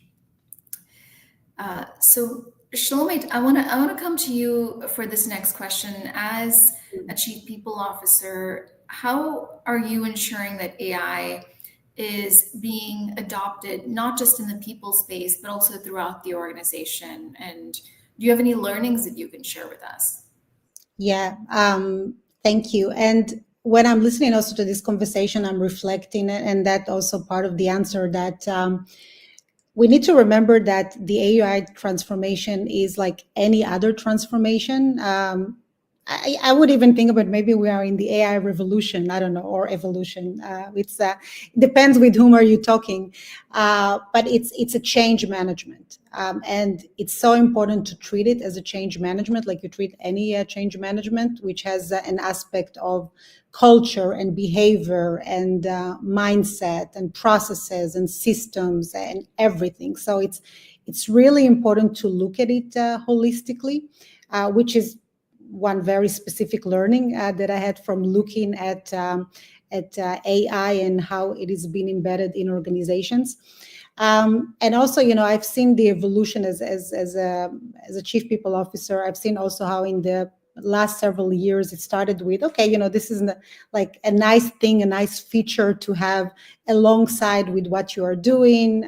So if this is a co-pilot or pilot for managers, to really what we talked about just now, redesigning the work completely and breaking the ways of doing things.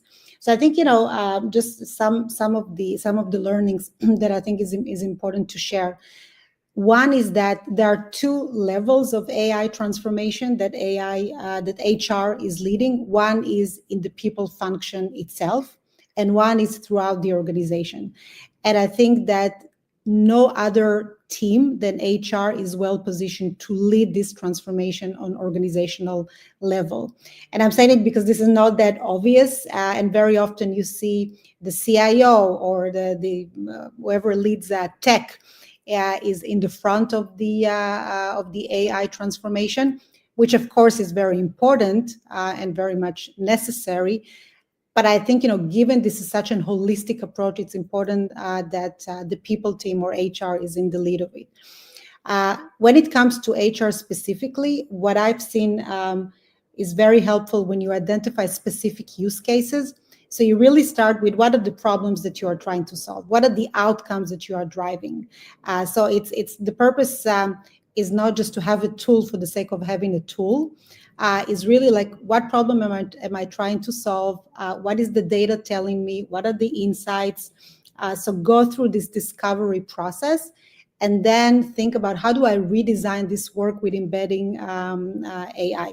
One specific example is getting an AI note taker during interviews. So I'm taking one very specific example, which I think many recognize. It improves significantly the quality of the conversations you are having with candidates, the insights that you are getting, and the decision making. So basically, it's very helpful, but it's also redesigning completely how you do recruitment and the insights that you're getting out of it. It's also important to do it with the teams. That's another thing that I learned. Get the people who are actually redesigning the work involved in implementing AI, because there is a lot of fear. I mean, is that going to take my job? Well, no, because if now you have a great note taker and a great tool that can screen resumes, and I'm going back to the recruitment example, then now you have more time to do some other things that you didn't have time to do before. Let's figure out what are those things. How can you make your work much more meaningful? And then there is the whole aspect of mindset. So really identify what are the behaviors that are needed in the AI transformation era. And I think, from my perspective, these are things like adaptability and agility and resilience, optimism, agency. So all these things which are really important to further develop, cultivate, and also make sure that you are looking at those things during the recruitment process. So it's really around looking at the processes. What is the work that needs to be redesigned? Make sure that the people are involved in redesigning the work. Focus on use cases. Start small and iterate. I think iteration is really, really important. Impact and iteration. I can go and talk about this topic for 8 Yes, there's so much more to say. But yeah. There's so much more to say. Sumit, I actually want to add to that. I completely agree. And I think it's more of the soft skills, the behavioral skills that are coming to their unanticipated maybe byproduct. Two things that I would add is kind of exposure of a talent's curiosity, appetite to continually improve, and the ability to frame questions and problem statements.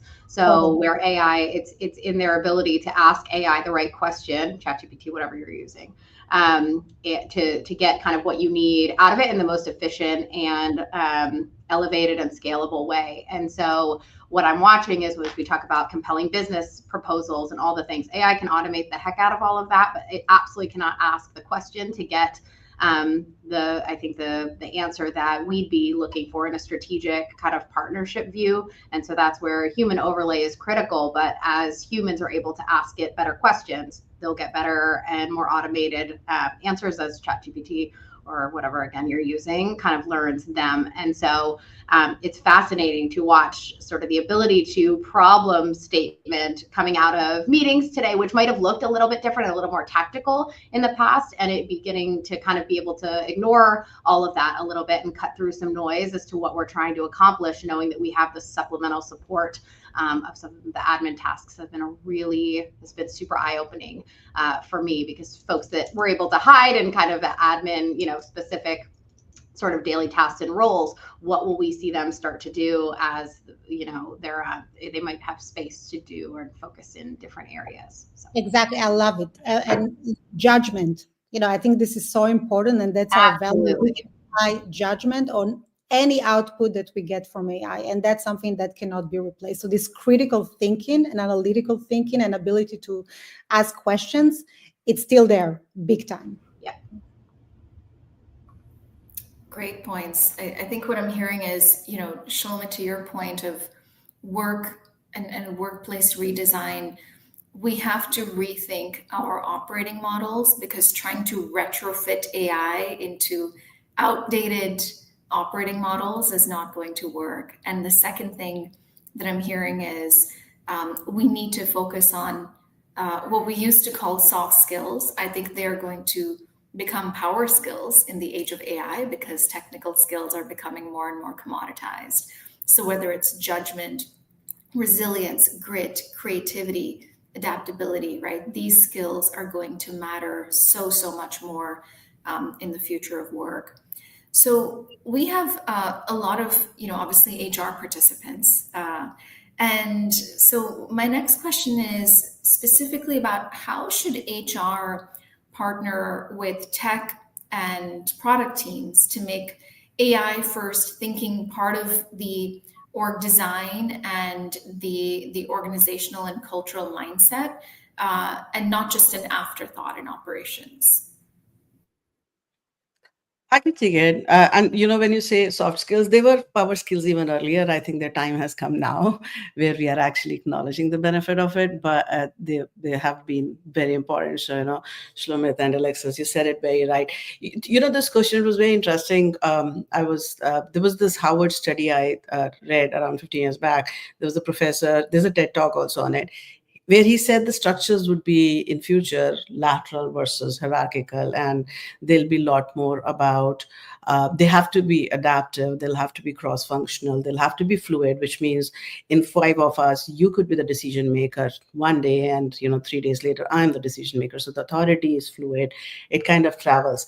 So, and I think the more I'm seeing how AI is traveling, it is your structures and design going to be based a lot more around your problem spacing and how you're looking at it. So while you can, have the comfort of your regular structure, but the whole design, when you want to work on through these things, will be defined by the problem you're solving, because the ultimate definition is coming out of that, which means co-architecting it with technology would be very important for us to see how information will travel, who will be the decision maker, back to the point that there are times which AI hallucinates, which kind of decisions you want to let AI take, and which means you have to rewrite your performance framework. How are you going to do your appraisals? How are you going to assess who's a good employee or not? It is shifting from you being right every time to how agile you are and how quickly you are learning and working on it. So that needs to be done. What happens currently in most places, and it's gradual progress of time, is that typically HR comes in after tech has done the work.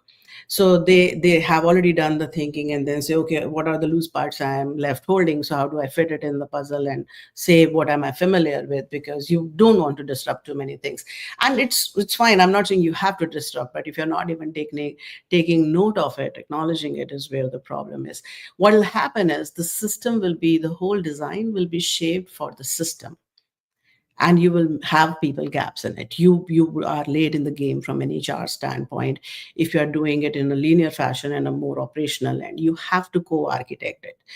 Now, it sounds very nice and sexy when you say co-architected. What does that mean when you're sitting with the 4 technology people and they're saying, oh, this flow is happening, so we need a person like this here, and they'll take fancy names, product this, production this, program this. It's not happening next week. Most organizations are not becoming AI first now. But the speed of change, the change used to take 5 years. Now change is taking less than a year to come in and disrupt. So very soon this reality is going to sit in front of us, Malvika. The question, since you start with a lot of HR people are there, is the question the HR people need to ask is not how to design. The question is, how capable are you to design that? And what are you doing about your own upskilling? Because this is not going to happen tomorrow, but it'll certainly happen next month. How capable are you to sit in that meeting, process what is being told to you, have the courage to disagree or disrupt, and say, okay, I'm going to iterate. These are careers you are going to work with, and own that responsibility accountable. So there are many working elements. While the theory of design remains same, it's more about the variables we are going to use to design it. Yeah, I really agree, and it's great insights. I think there are 2 aspects here that come to my mind, which are very much also interconnected. One is that we have to look at it as work redesign. So it's not even org redesign. Like I think we are now talking about redesigning the work itself.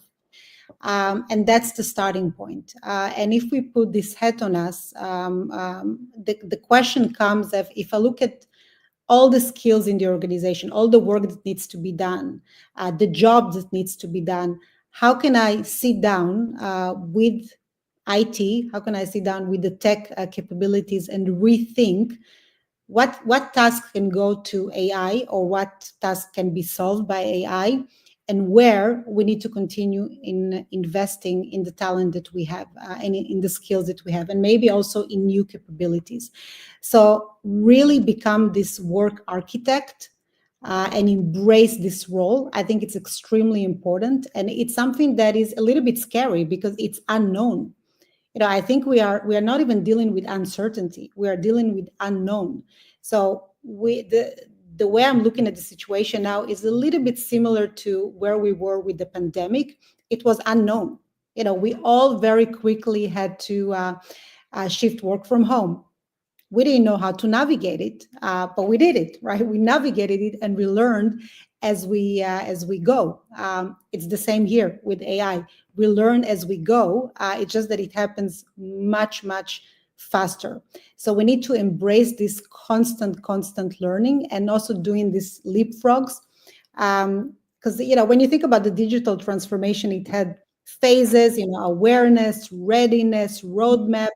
I don't know. I feel with AI, we're just like, we're jumping straight to let's redesign the entire work. Like, I just forget about the current processes or the current design. Doesn't matter anymore. We need to build everything from scratch. So it's a lot about the mindset and really rethink operation. And the other thing that I would suggest, which is just adding to what Ruchita said, is look at frictions. Look at all the frictions in the organization and embed yourself. Okay, like how can I, with the help of these tools, help to solve these frictions? And what I mean by frictions, it could be decision making, performance management, managers, and the need to support managers. So there are different frictions in the organizations, and sometimes to enter through frictions can bring a lot of immediate value, and beside kind of also having low-hanging fruits. Absolutely. I love both of those answers. I am completely aligned. I think the only thing I would add for spotlight is on us. I think, as you both said, in some capacity, HRBPs, our ability to ask questions, our ability to frame problem statements. And I'll just add that I think we play the role we've always played. I sort of use the word quarterback a lot. Quarterback, orchestrator. So are we able to frame the right problem statements to help support our teams in coming up with the most fit for purpose, right? Where it makes sense, interim, and then sustainable. So that 50,000 feet and 500,000 feet kind of view that we've always had.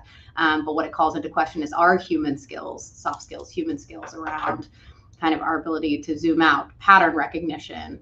And then I think making sure that we are assessing leaders on their emotional resilience and some things that maybe have been always super important, but less defined, I guess, if that's fair to say, and figuring out like when they have the luxury to implement some of these workflows and more efficient ways of working, how do they get in the seat of leading in a new way? And so that's kind of how I see our role. I think we play one of the biggest, if not the biggest role in this, down to the change management that Shlomi talked about.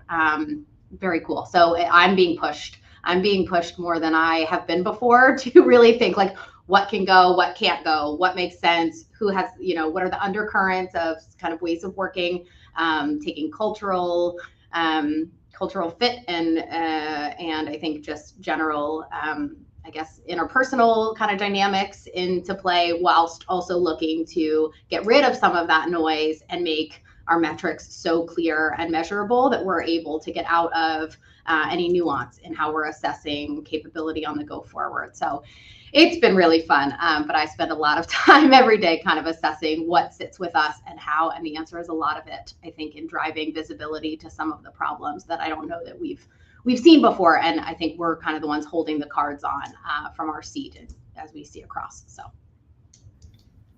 spot on. And you're so right that HR needs to lead the way. Bain recently released an article talking about the importance of HR's role in driving AI transformation. And I couldn't agree more. It was titled something like "You Can't Spell AI Without HR," for anyone who wants to check it out. So we have roughly 5 minutes left. And as you all pointed out earlier, there's so much to be said on this conversation that we could talk about it all day and it still wouldn't be enough.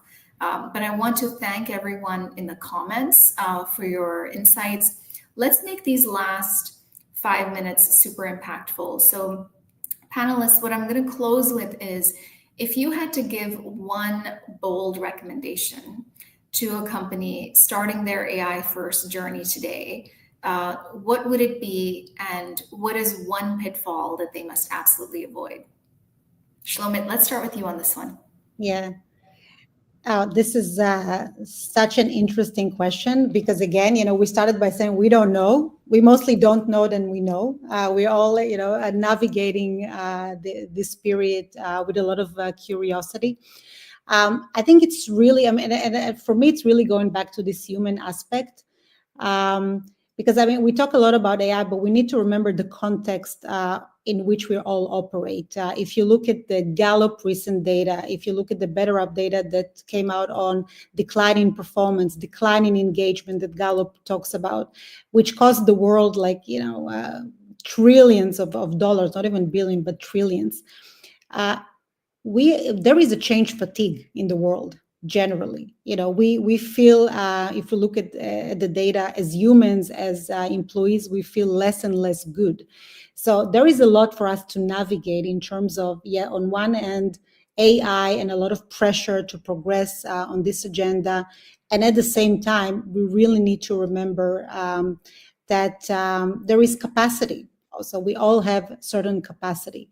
So I think, my biggest advice here is to keep things in balance, between the human aspects and those human capabilities that we talked about. Really put a big spotlight on these skills, not to neglect them, but the opposite, to not only look for people with these capabilities, but continue developing them in ourselves and others, and ensure that we really use the time and the space that AI is providing us to spend more time with people and get to know our people better and better, because that's where the real value is at.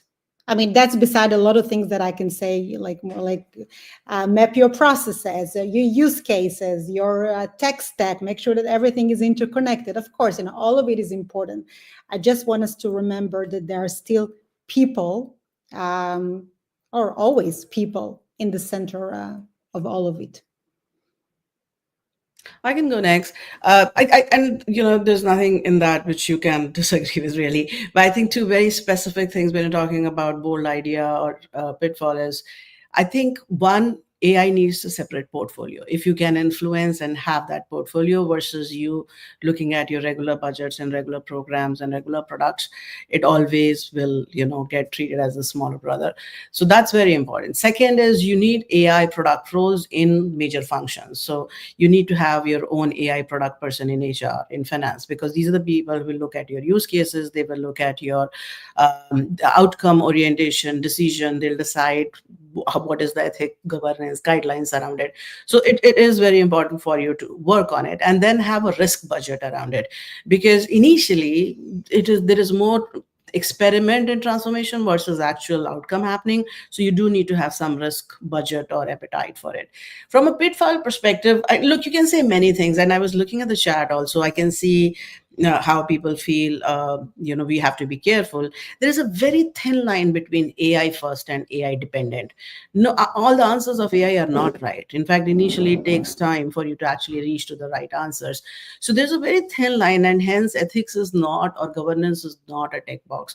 You have to have a very strong understanding of what is actually going into the production and how it's working, because AI mistakes are expensive. AI mistakes that can scale are very expensive. So that's the only pitfall on how you're governing it. But it is a catch-22, right? Because I'm also asking you to be high on experimentation. So that's the balance which needs to be worked on. Yeah, I agree. I'll jump in here that I guess the only thing I would add to that is determine what are your non-negotiable human skills and make sure that whatever you're implementing, leave space for folks to continue to develop those in your organization.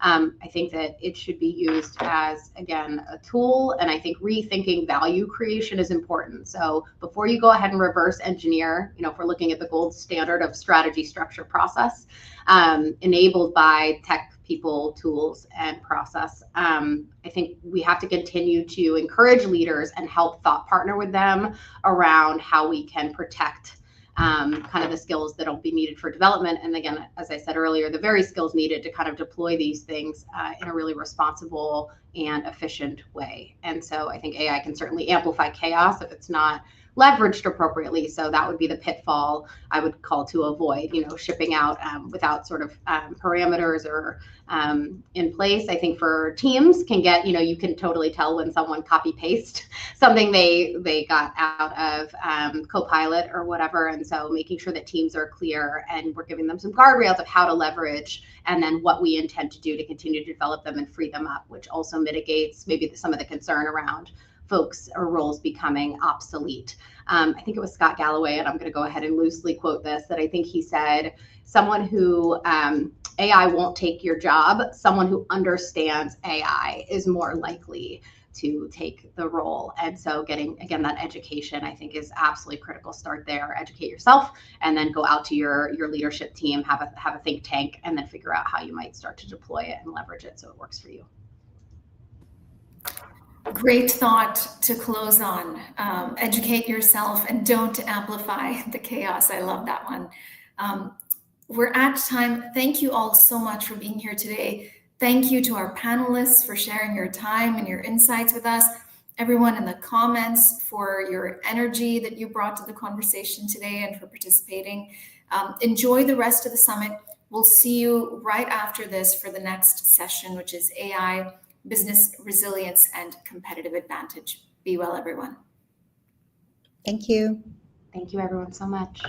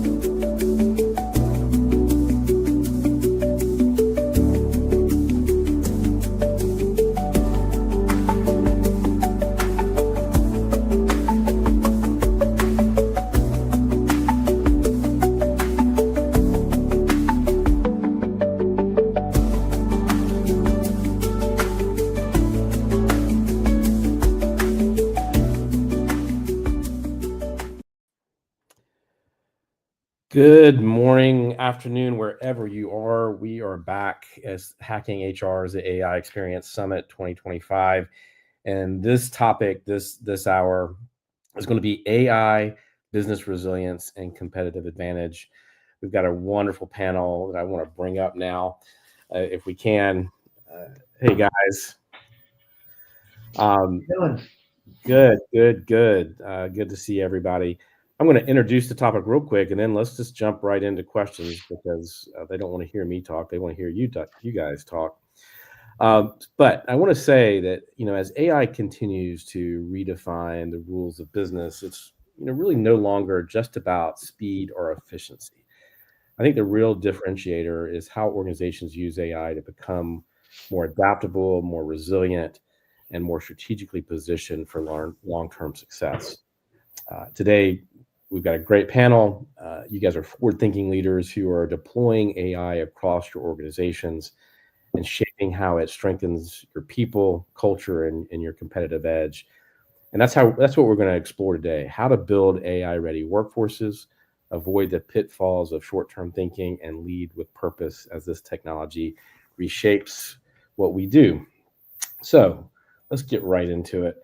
Martha, I had a question. I wanted to start with you. What are some of the factors that you see sort of affecting business resilience or helping build competitive advantage for business as we see sort of broader implementation of AI across industry? Absolutely, Rhett. And hopefully everybody can hear me well. Hello, everybody, and thank you so much. Thank you to Hacking HR for the opportunity to be in this panel. And Rhett, it's a really great question. And maybe before I jump into the actual topic of what are the factors that affect resilience and competitive advantages, what do we mean by broad implementation, right? Because I think there's a sense that everybody's already ahead of the curve and maybe we're lagging behind. There was a study by McKinsey that was very insightful, very interesting, because when you think about AI implementation, it comes in waves and at different stages. There's the individual level where individuals start using Gemini or ChatGPT or some of these tools, and it helps really increase their individual productivity. Then there's the company adoption of AI, and usually it starts by department levels. Different departments start thinking, what are the tools that I use and how are they using AI? Can I add to my toolkit? A lot of us, if we use, SAP or Workday or Bob or whatever platform we use, many of those vendors are already integrating AI into their workflow. So that's like the second layer. Then the third layer is really the enterprise-wide adoption. And I would say that adoption at the individual level is live and healthy, and it's already happening. And it's really, when we think about it, it's the companies that are needing to really think, in our case, we're reflecting, how do we think about AI implementation longer term? Because there's a point that it's beyond your individual team or department or function, and it's enterprise-wide. How are we impacting overall workflows, right? And I would say for that, the factors that I see affecting business resilience, which is really the starting point, would be number one, the muscle the company has in managing change. There are companies that are great, in my view, and there are companies, like many of our companies, that are continuing in this change journey and really mastering what managing and leading through change means, right? So I would say the muscle in managing change, if you have a model that you use, is it working? Is it resonating? there are, one example that I like to use is Microsoft. Microsoft does an amazing job really managing through change. And it really starts with the second factor that I wanted to mention here, which is leadership transparency, right? So how much are your leaders talking in a transparent way about AI, what they see, what they envision, the impacts that they see in a very, again, in a very transparent manner, so that can start a dialogue with the workforce, right? And then the third thing that I would mention is critical to, with leadership transparency, with a good muscle or process or way of managing and leading through change, then engaging people in the change journey, right? Those are factors. If you engage people in the change journey, if they are the ones who come up with tools, ideas, use cases, how it could make their lives easier, how it could make their teams work easier, they're going to come up with these human plus machine collaboration models, right? And that itself is going to become the groundwork for really successful implementation of AI in the long run. Yeah, I think that's right. That sounds good. That sounds right to me, Martha.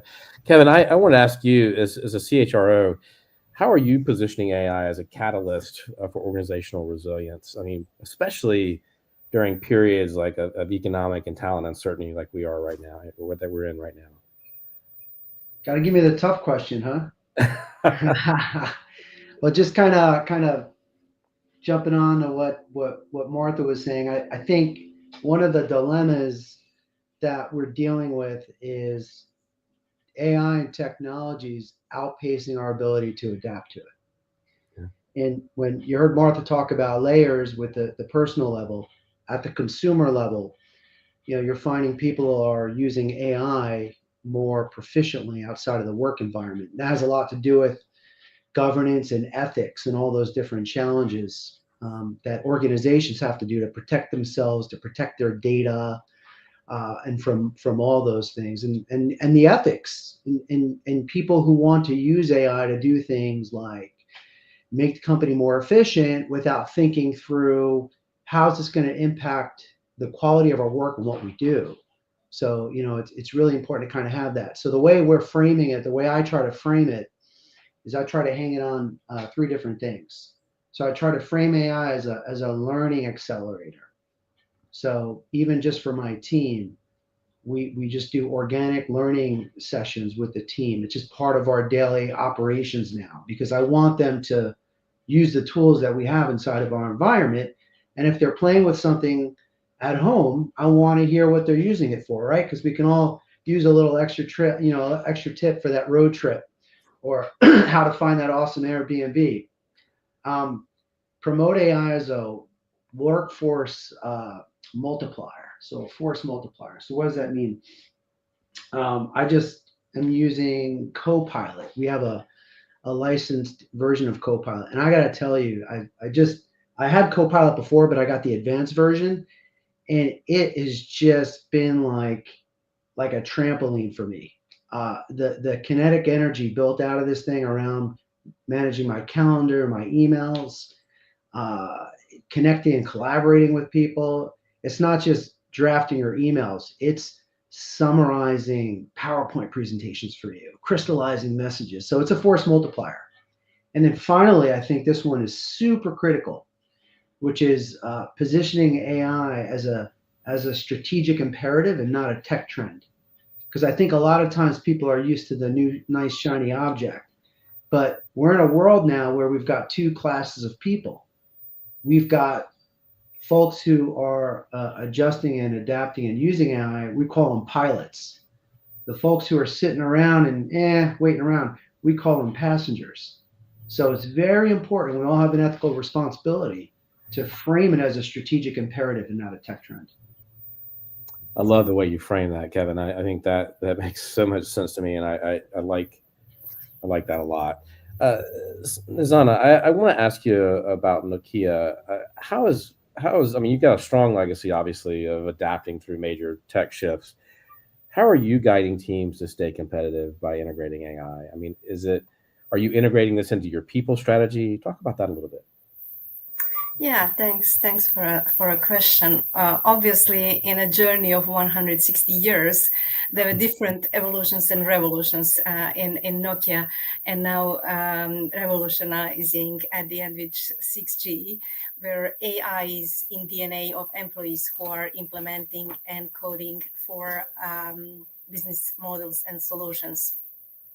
But I remember 10 years ago, the chairman of the board at the time, he asked that we embed the question in employee survey, how employees feel that they are familiar with machine learning and AI at that time.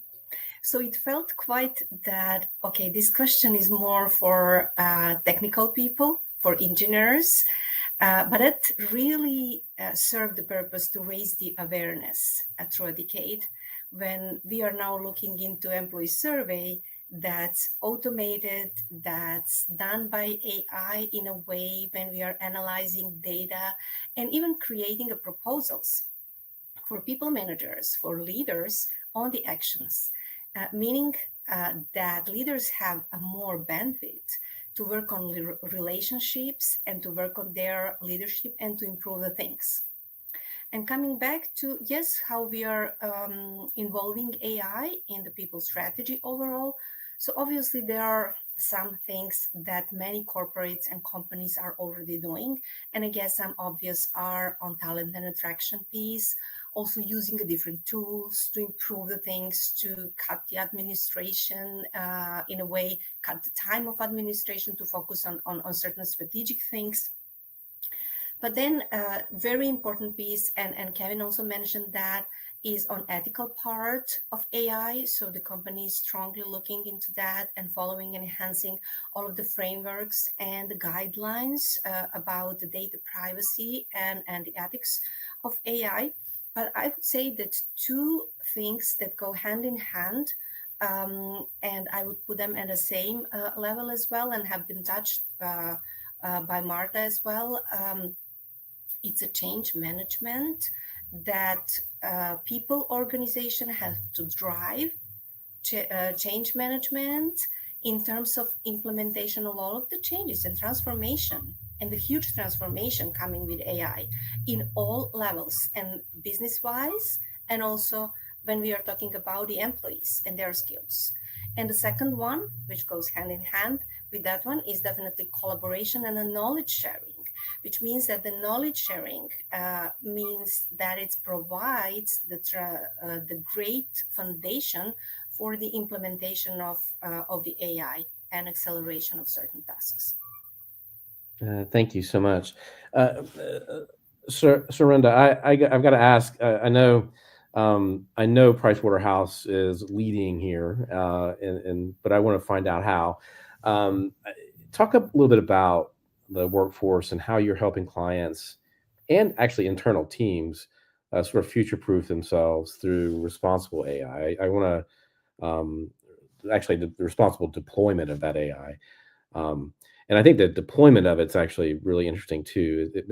We know that deploying new tech is hard. So let's talk about that a little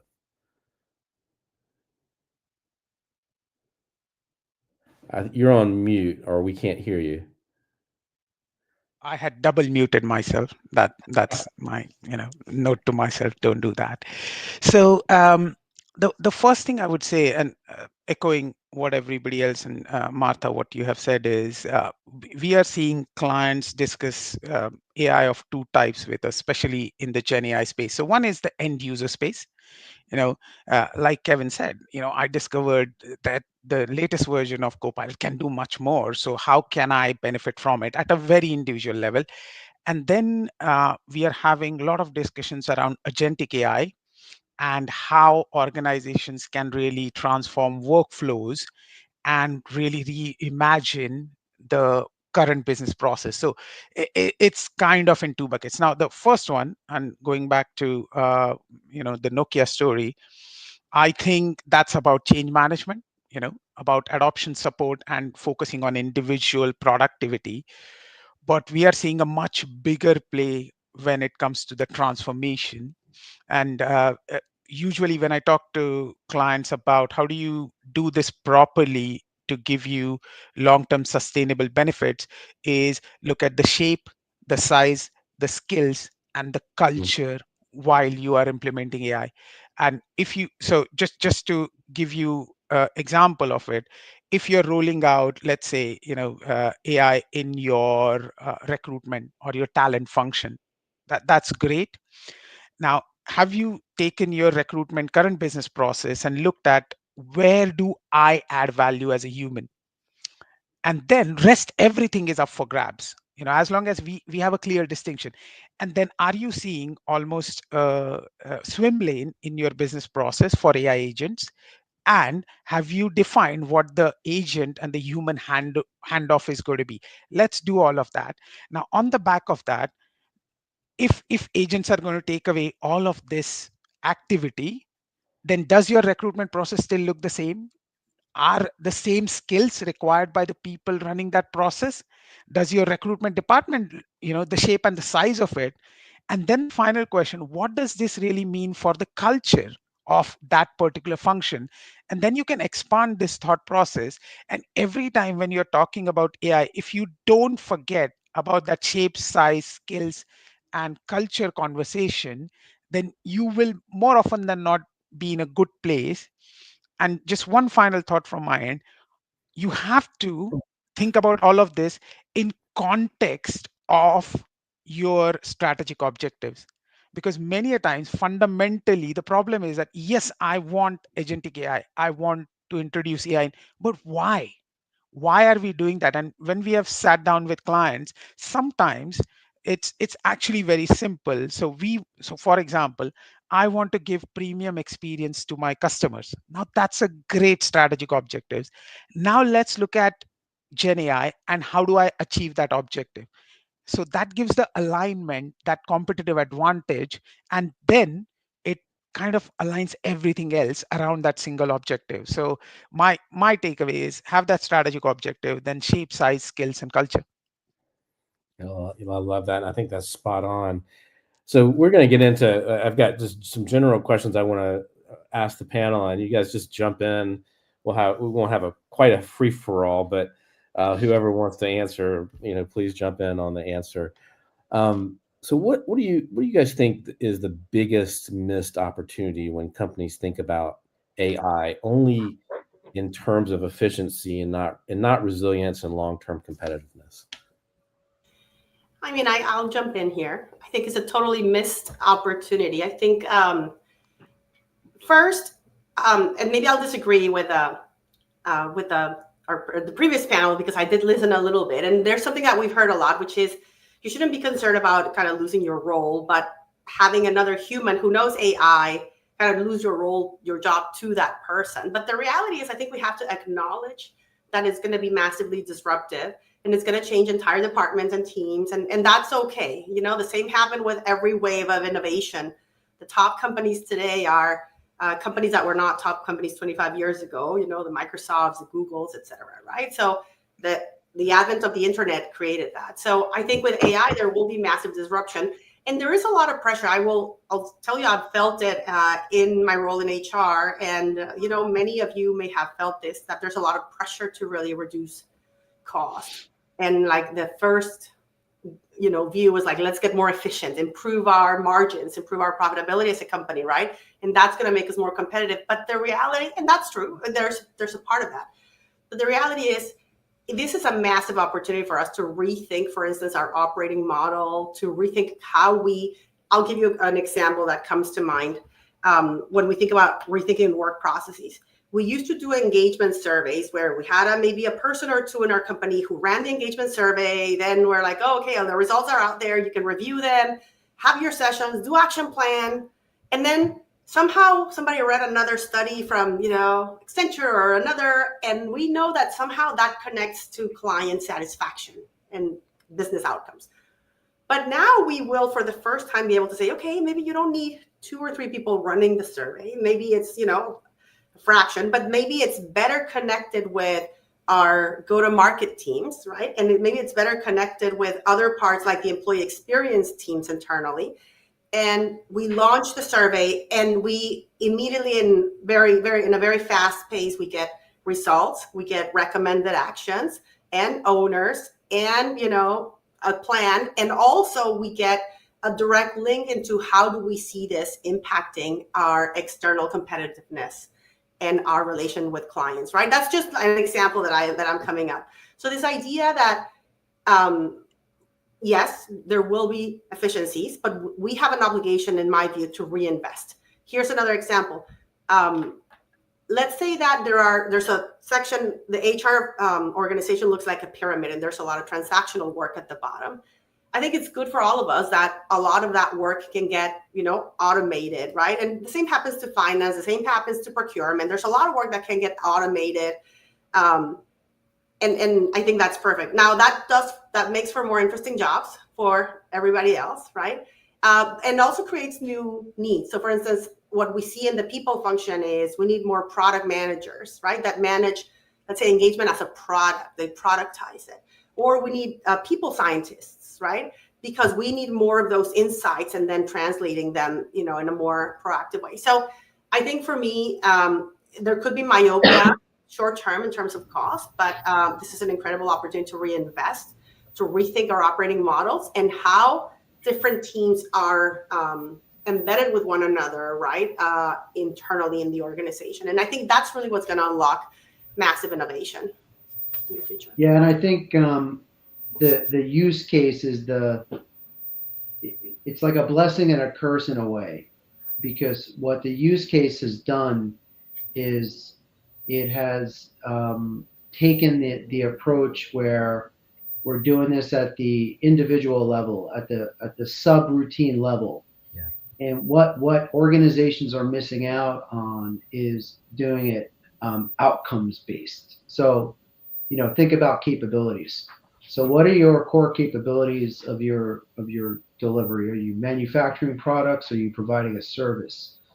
So if organizations take an approach and think, what am I doing with not necessarily the employee, but the end user? And how am I using agentic AI? I mean, I think generative AI is kind of like, it's there, it's over, we're all using it. Agentic AI, everybody was like kind of blindsided by it when it came out. But what it is, it's moving above the subroutines now, and it's stitching it together. And, people like Surendra are selling us their agents now, right? Because they're creating these agents that, the next model is going to be, well, Kevin, we're going to train your managers on how to manage these agents. So, I mean, we're organizations are too focused on these use case things. And it's I think what some of the panelists were saying here, because they're focusing on efficiency. So it's not necessarily taking out about 10%, of your workforce. It's actually about, how do you give people superpowers to do their jobs more effectively, right? And deliver better service to your customers. And so if you can kind of, hang on to that and then take people with you and evolve, your organization is going to size itself accordingly. But if you kind of get lost in this use case thing, it's like, they call it AI in the wild, where it's just like everybody's doing things, they're not connected. And then the people who are working with the agents, when they're trying to connect the subroutines, it's like there's even more complexity in there. So that's just one of the things to keep in mind, because it's very human, right? I mean, organizations are designed, built, and run by humans.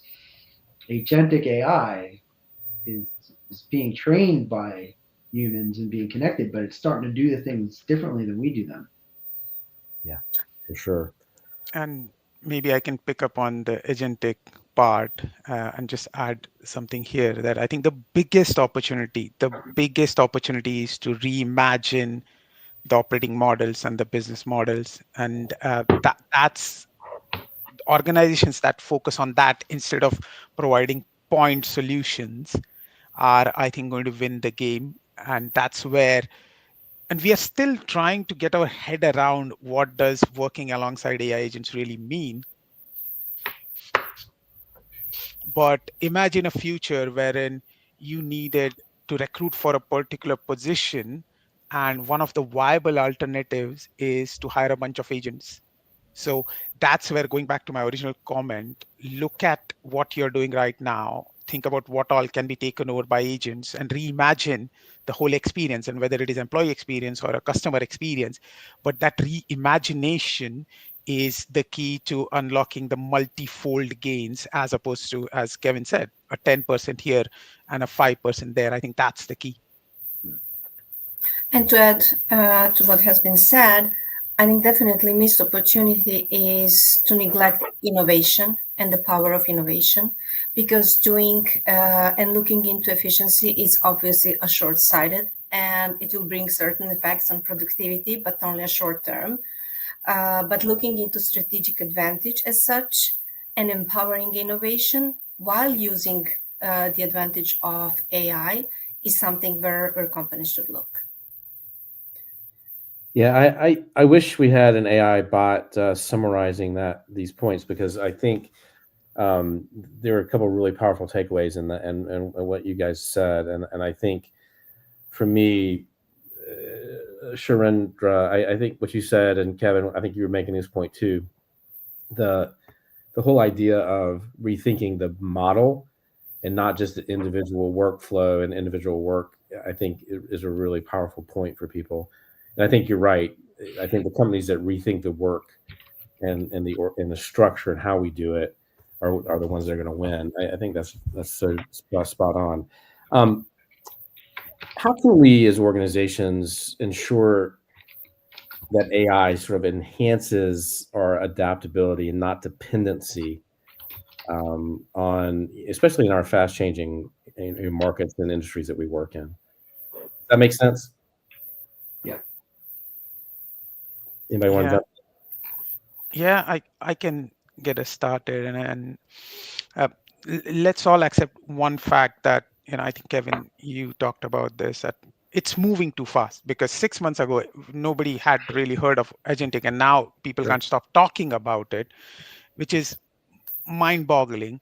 But I think right now, the best thing organizations can do is keep a wider remit and don't really get locked into anything at this stage, because solutions are maturing, and the solution providers will more likely start addressing some of the issues that we are currently facing by the current technology. So right now, invest in a wider portfolio. Make sure you're hedging your bets when it comes to technology. And as the technology emerges, then the choices will be natural.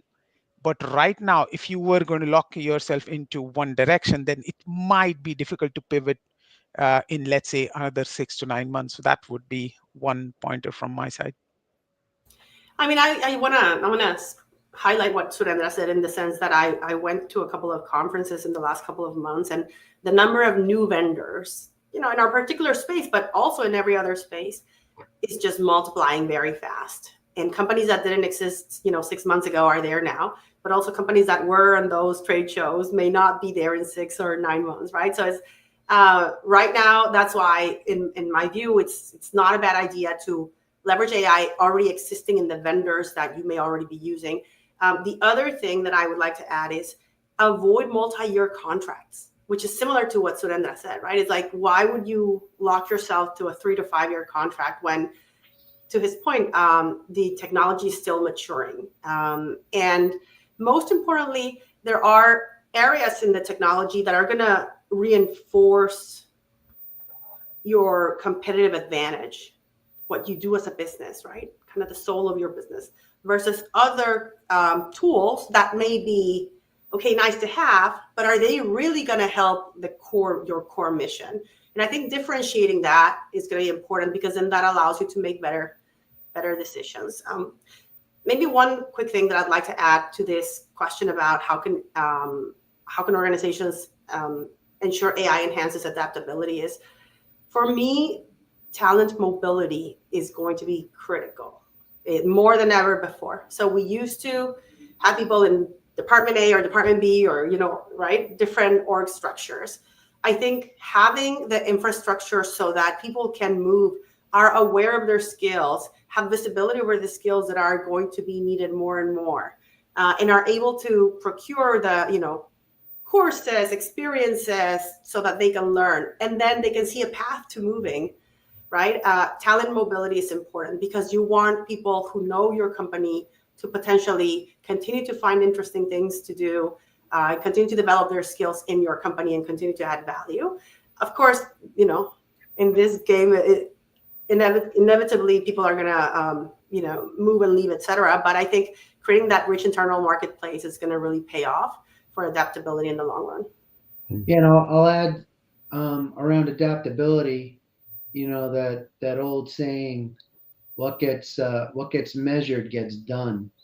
So are people measuring adaptability? It's very easy to measure efficiency because you can do this in the use cases. You see them in the use cases because you can see people with tasks and hours of work. But this goes back to Martha's point about talent. We're really good at measuring talent. Can you measure adaptability of AI and what it's doing and how it's taking over? And I think it's going to be different for each organization to do that, but that could be one way to ensure you don't become too overly dependent on it. Yeah, good point. Anybody else want to jump in on that? Yeah, I wanted to add just, but maybe to emphasize agility of the organizations and how organizations will be formed, meaning that really not to stick to the certain job descriptions, but to really open up and be more transparent towards the people and towards the employees and empower them to learn and to upskill or to move and change for the different skills and the demand, but to really provide that atmosphere and that ground for that. Well, thank you for that. Let me ask you this about striking a balance between AI adoption and ensuring sustainable values, sustainable alignment of values. I mean, with things moving so fast, it seems very easy to get lost here. And have you guys experienced that, or does anybody have any thoughts on, you know, how do we still stay values aligned when we're implementing this stuff so fast? Yeah. Again, I'm going to come at it from an agent perspective because I just talk about AI agents these days. Apologies. But think about AI agent or AI for that matter, not in a different way to any other employee. So AI needs to learn the same way as you will hire a new employee and train them.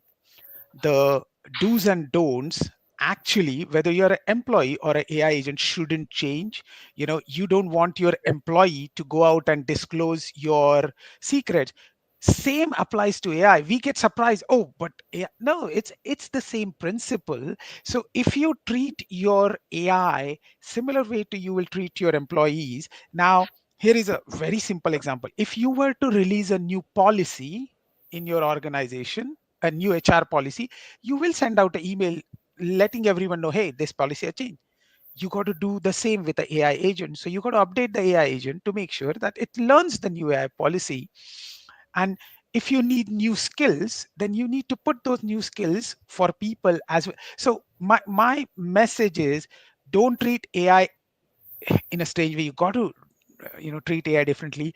But if you are doing something for humans, I dare you that you need to do everything for AI also. And if you start putting that lens on things, it all will become very simple. That's really fascinating, actually. And I would not have thought of that, but that makes so much sense. I think this also brings us to the discussion around governance, right? I think there's been a lot said about the role of the people function in governance and really bringing all the players, starting with the senior level, but everybody else as well, into a framework of how we're gonna explore, use, implement AI. What are use cases? How do we invest in AI? And I think that really helps ensure the alignment with the company's values, with the company's priorities. So I think that's critical. The other thing that's critical, and somebody mentioned it here, I think Kathy Eastwood, thank you for your comment. And it's a thread across this whole discussion, is the role of the leaders, because we know employees are using AI. We know they want to use more. And then we know some teams are doing their own thing.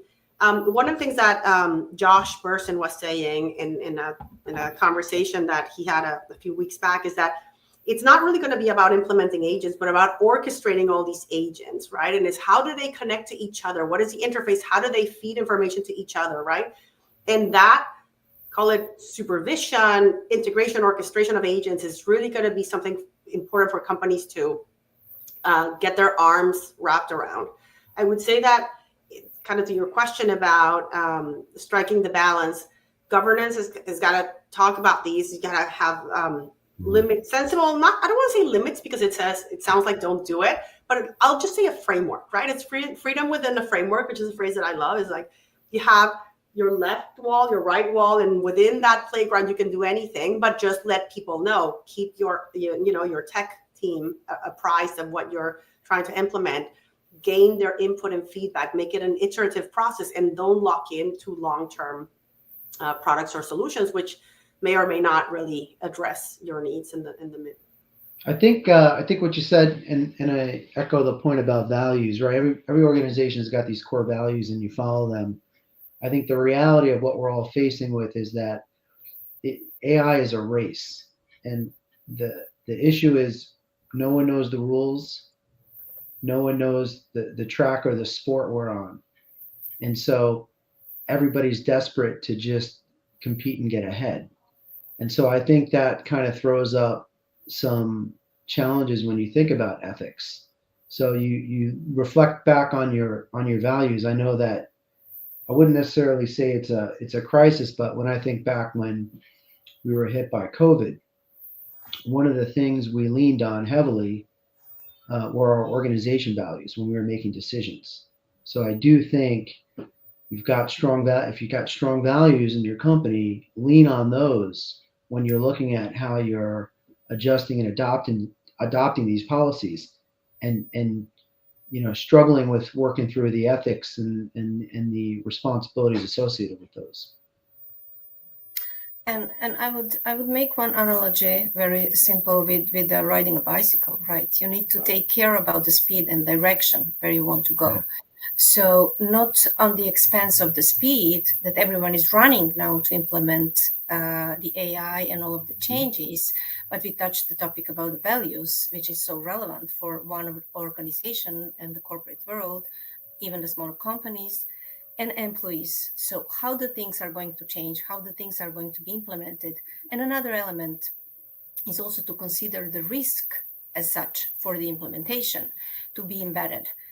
Instead of running into the speedy implementation and looking into the efficiency only short term. You made me think of a quick analogy about riding a bike, because like I live in Florida, and the whole e-bike thing is going nuts here. And you've got kids. I had a kid about 2 blocks away from here was airlifted to a hospital because he got into an e-bike accident. He wasn't wearing a helmet. My kids, when I ride a bike, I wear a helmet, right? You should wear a helmet when you ride an e-bike when they go 30 miles an hour. But if you're not wearing a helmet when you ride a bike or an e-bike, it doesn't matter. And so it's kind of like what principles, what are the protections that you have in place, the guardrails, and then you can go fast, but you got to have good guardrails. Well, just like we have guardrails for us, we have to have guardrails for AI, right? Yeah, that's right. This is going to be a rapid response. 3 minutes. We've got about 3 minutes left, and we'll give everybody sort of a last word. And these are unfair questions, but let's put our hats on, our future-looking hats. 3 to 5 years. What's going to distinguish the organizations that thrive with AI, those that fall behind? What mindset, structure, strategy will make the difference? Like, real quick. I think 30 seconds each. I think the companies you want to join, who are going to be the branded companies that have the best tools and the best work environment. To me, that's going to be a differentiator from an attraction perspective. Mm-hmm. To me, I'll go for who knows about the structure? Nobody knows. So I would say it's really the leadership ability to engage the workforce in a larger dialogue around AI. Yep. That drives engagement. Yep. Okay. And I would say empowerment of the employees to learn what they actually want And now is the best time to align employees' interest with the company and business objectives, because everyone is running about the same. And no one likes to be told what to learn and to train. So it's a great opportunity to empower employees and to enjoy that they're doing their passion. Yeah, that kind of leaves me. Yes, I think organizations that are strategically aligned with their AI deployment and what their employees want. So the balance between employee experience, AI deployment, and strategic objectives, I think that is the killer combination for me. So I'll give somebody the last word. What were your major takeaways today? We've got like 1 minute left from this conversation. What were your major takeaways? I think my major takeaway is that, and I look at all three of you as the clients that I speak to you, I think the challenges are very similar. And if anybody is thinking that they are alone in this, they're not. I think all of us are struggling in our own way, and all of us are figuring it out. Well I would said. say technology, values, and leadership. Okay. Martha, Kevin, anything? I'll just say it's not a 100-meter sprint, right? It's somewhere between a half marathon and a marathon. So we have to think about long-term resilience of the company, and that's a long game. Fake it till you make it. All right, there you go. Hate to end on that. Our time flew by, but thank you for joining us. This has been a discussion on AI, business resilience, and competitive advantage. And thank you for joining us. Thank you. Thank you. Thank you. Pleasure, guys.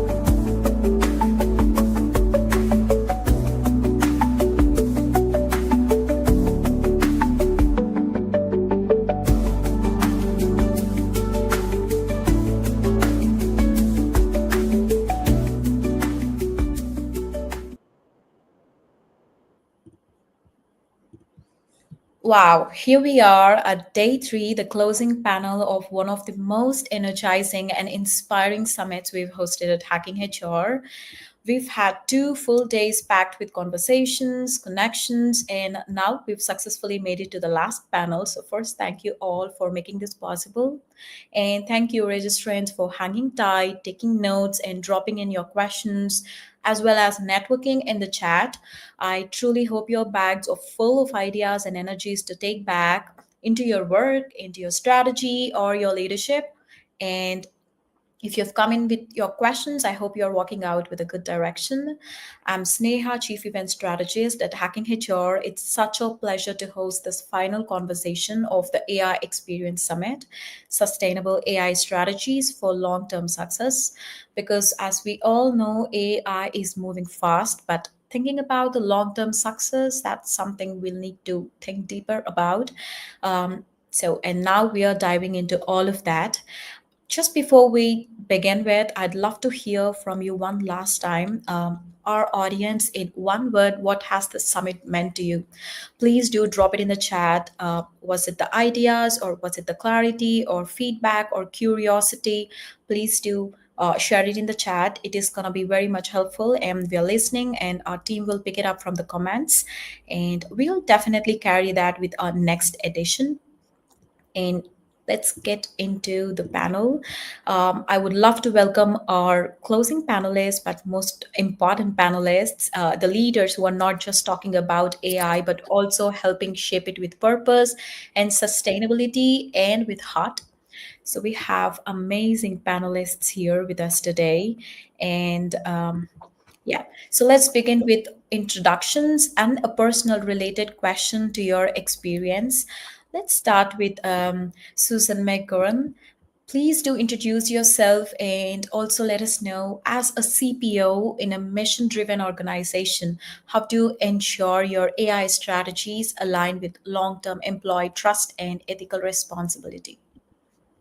Thank you, Sneha, and hello, everyone. Yeah, Suzanne McGovern. So I'm kind of like the Benjamin Button of HR at this point. So I've started in really big companies and progressively got smaller and more adaptable, more nimble as I've kind of gone through my career.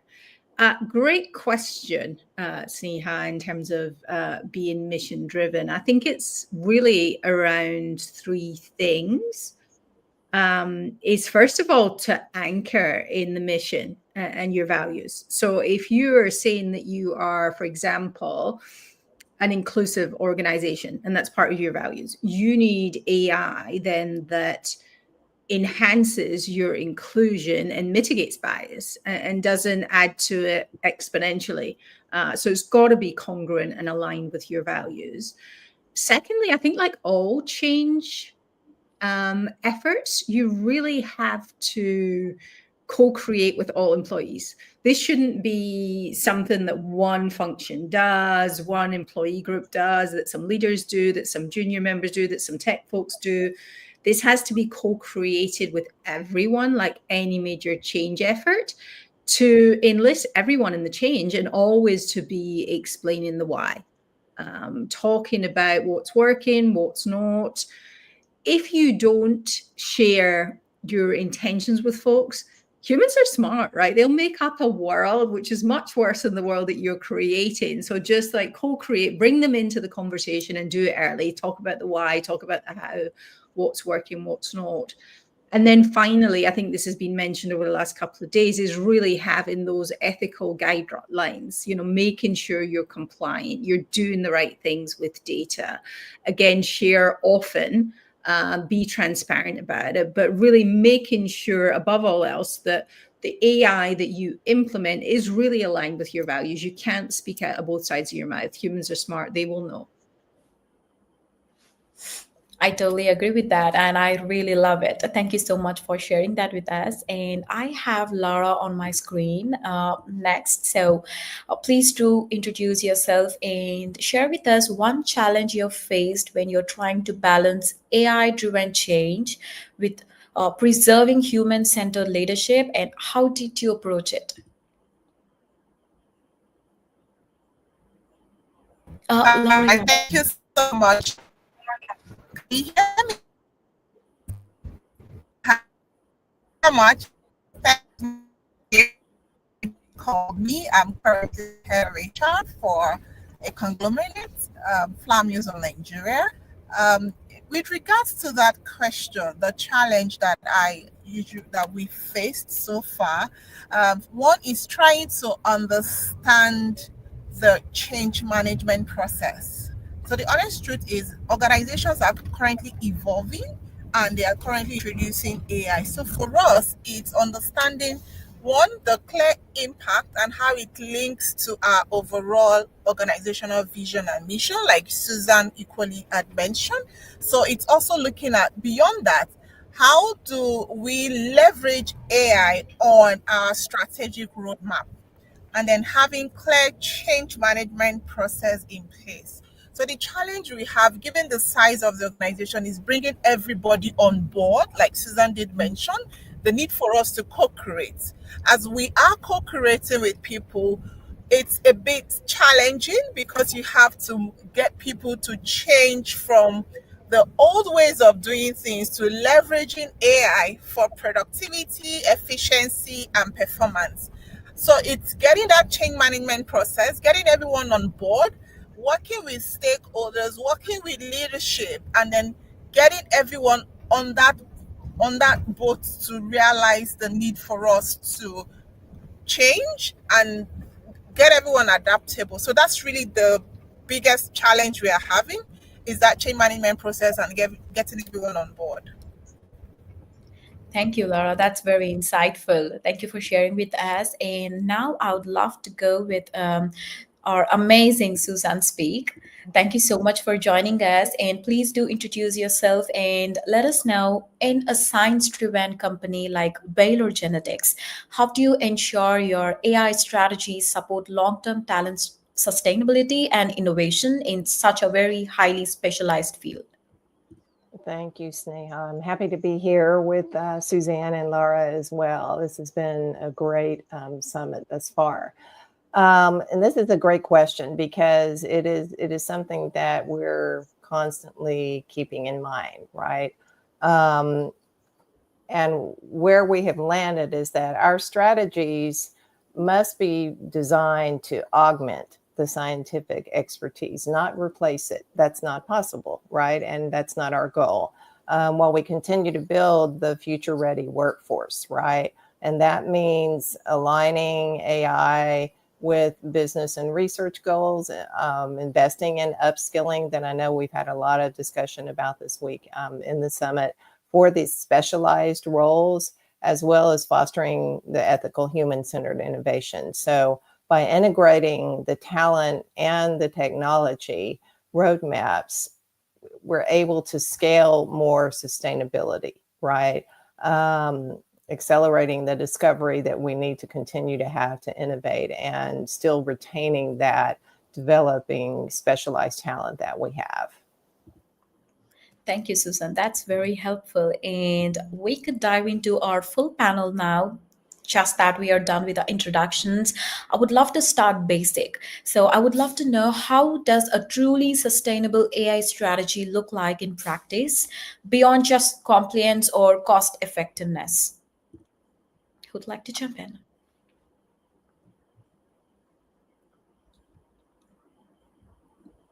So I'll go. So I do believe that the companies that will win in this, all of us are just at the beginning of our journey, some further than others, will look at this more broadly than cost takeout. They'll look at it from a growth opportunity perspective.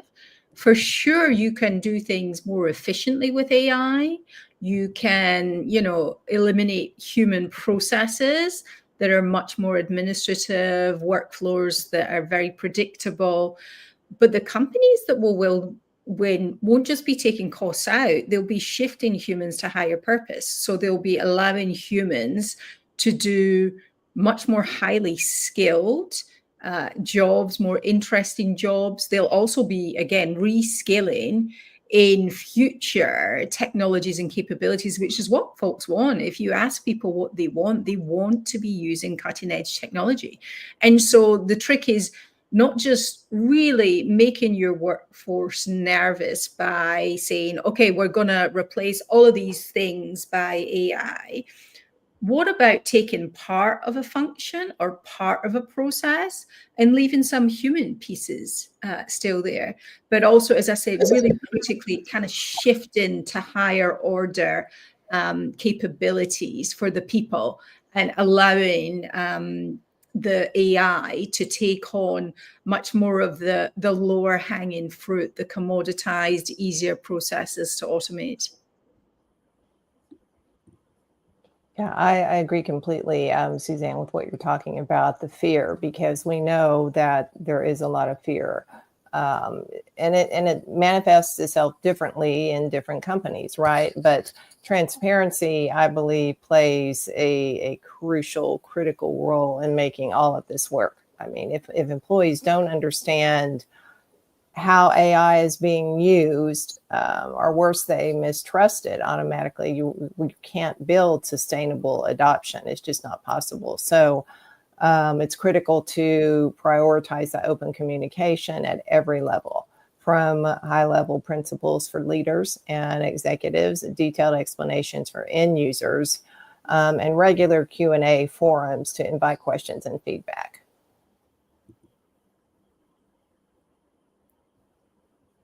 Lara, do you want to add something, or could we just jump on to the next topic? Yeah, I mean, in addition to what Susan mentioned, I totally agree. I think for me, it's more around adaptability of organizations. Organizations that are able to evolve and adapt in a very agile way as they integrate the human high purpose performance. But beyond that as well is giving meaning to the use of AI. So, I mean, the fear is AI is going to take over people's job. The honest truth is AI is not going to take over people's job, because we still need a human element, right, to help deal and interact with AI. However, it speaks to capability and how well are we able to adapt, align the capability that we all need as an organization in line with the company's purpose, vision, and mission. Thank you, Lara. That's amazing. While we still have you on the screen, I would love to open up the next conversation, which is how can HR leaders ensure that AI implementations today remain adaptable for tomorrow's needs, for tomorrow's technologies and expectations? Great question. So for me as HR leaders is the need for us to continue to create a culture of continuous learning. A culture of continuous learning helps us to adapt our workforce to embrace change. And that comes with understanding the need for AI as an enabler. Why are we introducing AI into the work that people do? There has to be clarity. There has to be clear sense of purpose as well. Is it to drive efficiency? Is it to increase operational tasks? Is it to automate? Is it to make work a lot faster? So the need for leaders to continuously create that environment of continuous learning would help leaders, especially as they drive AI for sustainability within their organization. That's one. The other bit that I see as well is having very clearly defined AI policies and procedure.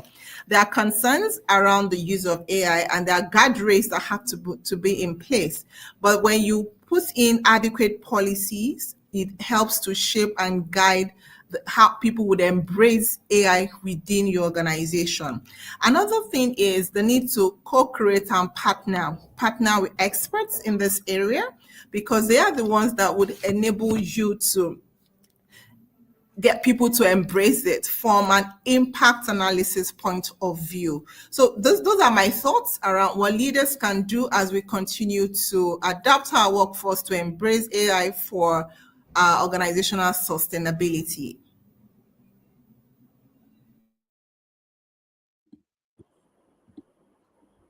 I think I like what you said, Laura, about the governance. And so what we have learned is that governance, whether it's an audit committee or a multidisciplinary team, which is actually what we have at my company, is that it has to be agile, right? Because this is ever changing every day, right?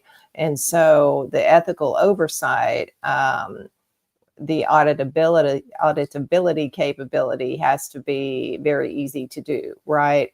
As well as staying ready for any regulatory or technological shifts, which are happening so regularly daily. So what I always say is that as HR leaders, we're designing right now AI for flexibility, not perfection. And so everything that we're doing must be scalable, embedding the continuous feedback that I know has been mentioned, and aligning AI tools with evolving skill profiles and organizational goals. It's agility, not rigidity, is what we say. I love that. Thank you, Suzanne. And very, very unusual to have two Suzannes in one I know, it's spelled the same way too, I know.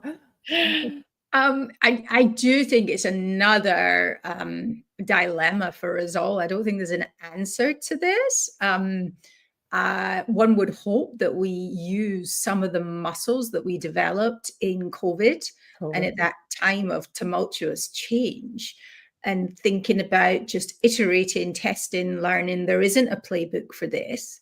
You certainly don't. What we know is you don't want to do it tops down, right? You got to empower your employees to experiment and learn while having maybe some overarching organizational goals with AI. And when I think back to this many years ago at IBM, when we implemented, when I was there, we did our first chatbots. I was reading an article by Nicole, the CHRO there now, and it made me laugh because we just switched it on. And no one used them. Everyone was like, I'm not using that. I don't know what it is. I'm really scared of that. I don't know what it's for. And so then we find out as well that it had a lot of bias because the folks who had written it had a very monolithic perspective. So it was that iterating and learning. And then it was like, well, how do we get adoption? And I wouldn't recommend this. Again, we've evolved from this. It was like, okay, well, we'll switch off the telephone number, the 1-800 number. That will make people use it. And it did, but not necessarily in the right way. Now, IBM have evolved enormously in this space. But as I say, it's just kind of that really getting comfortable with being uncomfortable and iterating and testing and learning and trying new things and keeping your organization dynamic. I don't think any of us could have anticipated or forecasted the change of the last, 3 to 5 years. And we certainly can't anticipate what's coming, but we are improving. But it is that agility, adaptability, not creating monoliths, creating modular things that you can change, and really listening to your customers, to your employees, to your org to find out what's working and what's not, and really keeping those feedback loops fast and iterative. Thank you. Amazing. That's amazing. Thank you, ladies. So jumping on to our next topic, I would love any of our Suzannes to lead it. So what roles does transparency play in building sustainable AI culture that we can lead off, and how do you try to implement that in your usual routine? Okay, I can start with that. So I think the role transparency play in building that AI sustainable culture is fundamental. And that for me is trust. So because a lot of people have different perception, different notion around AI in an organization. And the honest truth is sometimes you are in the board meetings, the owners of the business, the board executives are demanding for cost savings. So so you're asked to implement AI to automate repetitive task so that you can reduce headcounts. So there's a lot of notion around bringing AI to reduce human interaction so you can save costs. But however, implementation of AI is not cheap as well. It comes with its own investment. But transparency helps you to bring to play that trust to the business, to let the business know the purpose of why we're implementing AI is to enable us to sustain our overall long-term goal or objective as an organization. And technology is an enabler. This just helps us to create that clear roadmap. So with that level of transparency, governed by the policy you put in place, the governance structure, like Susan Speak said earlier, that helps to build trust. And when there's trust in the culture of your organization, people would embrace it more. They would open up more and embrace the positivity that comes with AI. So I think it's fundamental because it helps you to build trust in your organization. Yeah, I agree, Laura. It's fundamental. It's foundational, right? And that means working to ensure people trust it by, again, the open communication, the clear articulation, what AI is doing, how it's being used, and how decisions are made, especially when it impacts people. And that looks different at different levels of the organization, right? And so at the executive level or the board level, as Laura mentioned, it means clear governance and strategic alignment. And sometimes, as you also said, the cost cutting or cost savings, but definitely that strategic alignment and the governance must be there at that level. For managers, for mid-level managers, let's say, it's about being able to explain the AI use and encouraging feedback in that continuous loop that we've all talked about. And then, of course, down for employees at that level, it's basically providing plain language communication on how AI impacts their work. Because ultimately, transparency is not just about visibility. It is about creating that open dialogue across all levels of the organization to ensure a successful adoptability. Yeah, and I'll just add on to that is trust and transparency are not a one and done checkpoint. Right. They're built over time and they're eroded over time. And there has to be a regular cadence of communications, of honesty, of transparency, of things like Ask Me Anythings with leaderships. We do it every week at IPSI. And like any large transformational effort, you have to do the same with AI implementation and AI adoption. You have to invite everyone into the conversation, and you have to be clear when things are not working. Yeah, I think I mentioned this before. Absolutely. Humans will make up, we all do this. If you don't tell me something, I will imagine a future or something that's wildly worse than actually what's happening. So just tell me, even if I don't like it, tell me the truth. And if you tell me the truth, that builds the trust. Mm-hmm. If you tell me what worked, that builds the trust. If you also tell me, importantly, what doesn't work and what we learned, super important. And so it's not okay, we're going to do it at the beginning. Here's what we're going to do. Here's what success looks like. And then you fall away. No, and it's got to be built over time, and it can be eroded really quickly. And it's jobs as leaders in the organization to say, hey, that didn't go as we planned, or we kind of messed up there, or this is what we learned. And I think folks have talked about the leaders and employees. Managers play a really important role as well as the bridge and as that feedback loop as well into employees and also back to leadership of how are people feeling? What are they saying? What are they not saying to leaders that they might be saying to their individual managers? And so just having those dialogues at all levels, explaining the why, explaining the how, and really being candid when, particularly when things are not working as planned. Thank you. Thank you so much. I really love the way you've put it together. And jumping on to the next one. So as women coming from amazing organizations with exceptional experience, so what have been some unexpected cultural shifts Either let's be positive or challenging since integrating AI into your organizations. So I expect to hear amazing answers for this question, as it's going to be different from each.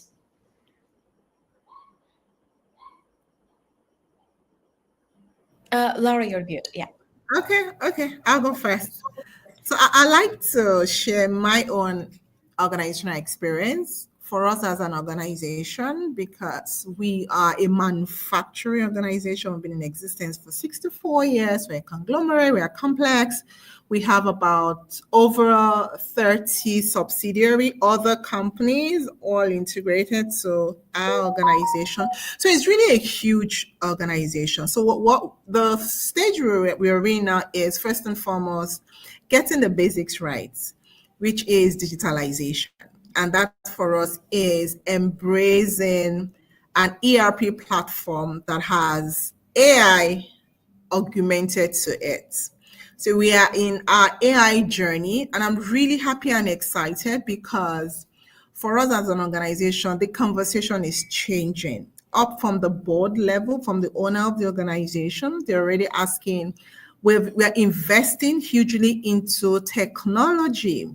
How do we evolve that into becoming more AI-driven organization? So it's a journey for us where we've just recently upgraded our technology ERP platform to another platform that we can embed AI into. Apart from that as well, we have started a conversation creating awareness around the organization on how we can optimize technology to drive efficiency, to drive productivity as an organization. The honest truth is, when we transition to the new technology ERP that we use, it was very painful because a lot of people now have to learn the use of a new technology. We had to do lots and lots of trainings, train the trainer, super user. People had to work weekends. People had to work during bank holidays, learning how to use. So there was a level of pain, if you understand what I mean, and sacrifice that came with understanding the tool. But we are really happy because people have embraced it. They see a lot of changes in, for instance, the approval process are a lot shorter. And now we are already looking at getting more insight on how we can use AI to automate.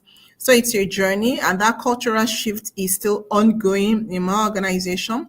But we've continued to engage, we are continuing to train, we are continuing to create more awareness around AI, so it's easier for people to embrace once we go full-fledged in adopting AI fully as an organization. So it's still a journey of learning and change for us, and people are embracing it. So some has been quite painful, but overall we're keeping our eyes on the benefits. What has struck me is the level and the extent of empowerment, and not from areas of the organization where you would expect. So stereotypically, we would say, oh, well, the tech org will lead this, and it will be, our engineers or our product people. Yes, and I mean, all the way from our brand folks, our marketeers, to our exec assistants, teaching me incredible things, even in calendaring and scheduling that I didn't even know existed. So it's there, it's available, people are using it. It's kind of scary if you speak to a general counsel in your organization who's probably like, well, what about our data? And do you have the right guardrails in place? And so those things are important for sure.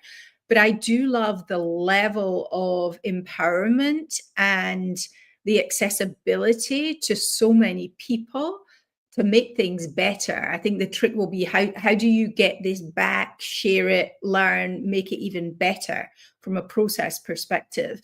But I just love the fact that this is a truly cross-functional effort that everyone can be involved in.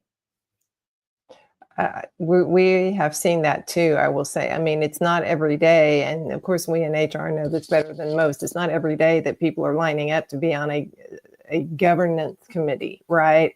But we have seen that at multi-levels too. As you said, Suzanne, marketers, the EAs, I mean, not just IT, it's not just the technical teams, right? I mean, and so what we're really saying is it's important to invest in what we call AI fluency, right, across the entire organization, not just in the technical teams, right?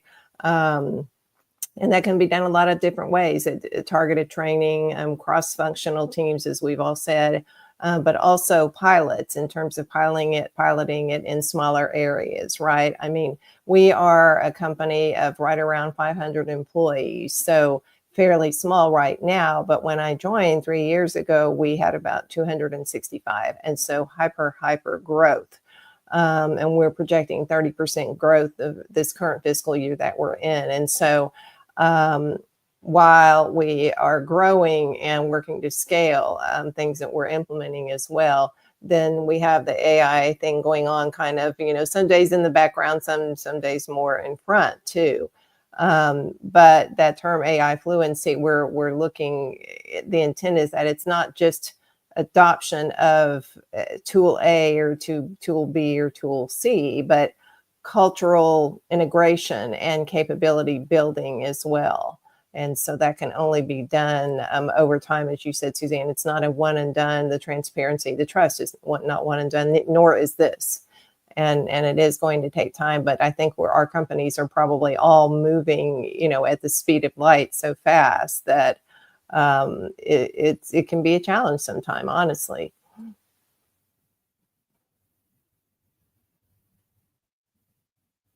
Oops, Sneha, I think you're muted. I'm so sorry. Thank you so much. Thank you so much, ladies. And yeah, I would love to add a very fun question just to bring the panel into your own personal lens. So would love to know all of your one tiny building block you think every sustainable AI strategy should be built on, no matter the industry or company size. Let it be basic or advanced, anything that really work for you and could help anyone from our registrants. People in our registrants, please drop it in the comment if something worked for you. Maybe that's going to help others.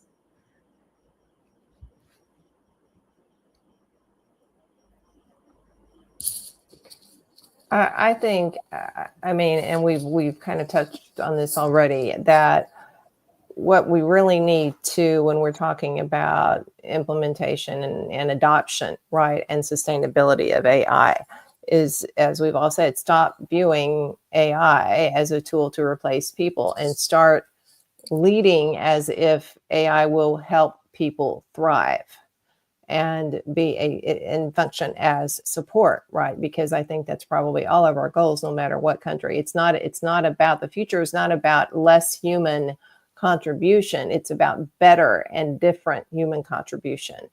And the more that we can communicate and get our employees and our teams to embrace that feeling and that message, the more successful it will be.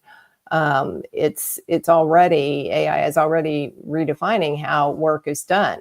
So, but it's our responsibility and our roles to design people strategies that elevate uniquely human strengths like empathy, judgment, and creativity. And that's what I think is in the midst of all of the other craziness and fast-paced cultures that we all need to keep in mind and not lose sight of.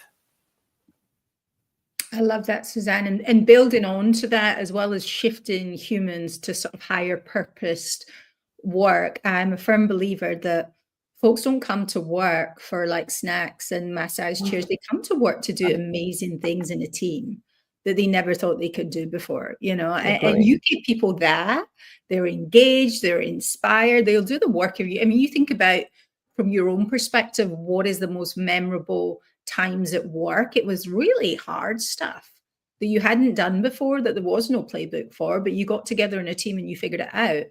So in addition to what Suzanne said about, you know, shifting the humans to high purpose, it's that reskilling piece. Let's not let our people kind of, you know, die on the vine or feel left out.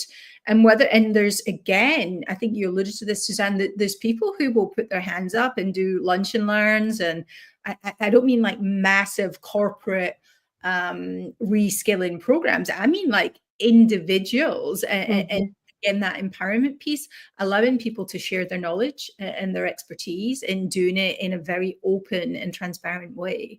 But the reskilling for me is super duper important. Yeah. Great. Yeah, awesome. Great input from the two Suzannes on the call. So I think for me, my own tiny building block for organization, regardless of their size, is getting very clear on the value creation and impact to the organization. So when we look at the human size, that's an impact that organizations must be able to identify it, and then get clear what value that brings to your organization. What you cannot measure, you cannot track. And if it's a strategy, and ensuring your AI strategy is sustainable, then you have to be able to measure it, right? When people come to work and you're able to transition human to that superhuman level, they of course is going to show up in the performance, is going to show up in their creativity, is going to show up. They're going to be able to make the right judgment call to drive the strategic direction of the business. So there have to be clear impact, value creation that you must be able to present and document for your AI strategy. Because at the end of the day, every organization wants to sustain. And when you talk about sustainability, you need to be able to measure it. It has to bring value. So the ability for all organizations to be able to measure the impact of your AI strategy to your organizational values and your goals is very, very important. So that would be my addition to that great question.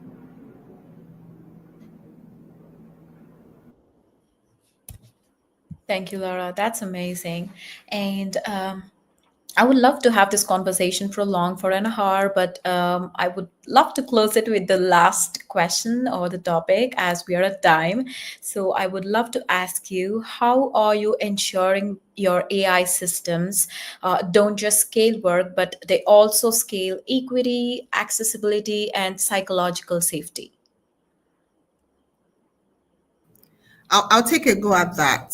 So for us in my organization, we are co-creating, right? We are co-creating across board. We are co-creating with the senior people. We are co-creating with the junior people. We are co-creating with external partners, because for us, we see it as a learning opportunity. So what we are doing is co-creating, learning, unlearning, relearning in the process of our AI sustainability to ensure that we're able to create that environment that people can thrive and it's safe for people. Thank you. I do think it goes back to the values piece again, to make sure that your AI systems, that you're not just scaling, but you're actually calling out. Lara mentioned the value and the metrics around it, but you're calling out how it aligns with your values, how it helps to amplify your values. If you say you're an equitable organization, again, you got to be congruent and you got to speak only one side of your mouth. And so if you're saying you're equitable, then you really have to be equitable, which means that everyone has access, that everything's accessible, that people feel safe and included to use AI, to use the tools and to know what's going on. So to me, it's all about making sure that it's aligned with your values. And I'm someone who believes that your values should be equally as compelling as they are repellent. I actually think it's okay to say unapologetically, this is my values, and if you don't like it or don't believe it, you probably shouldn't work here. So it's talent attraction. But it's also like, how can you get people all in on the purpose and the mission? And so in order to scale and to do it in an equitable way, you've really got to amplify your values. I completely agree with that, Susanna. BG is a very mission-driven organization, and focused on the values. And we are really working to embed the 5 values that we have as from an HR perspective, not just in our programs, but in every little thing, right? And this is coming from our CEO down, which I love, which makes our jobs a lot easier too, right? When you have that buy-in. But we talked about the trust, right, and building that foundation and culture of trust, which is the very first step, right? But I think what's critical in terms of mindset shift is that leaders really we must help them move away from AI as a replacement to AI as an amplifier, right?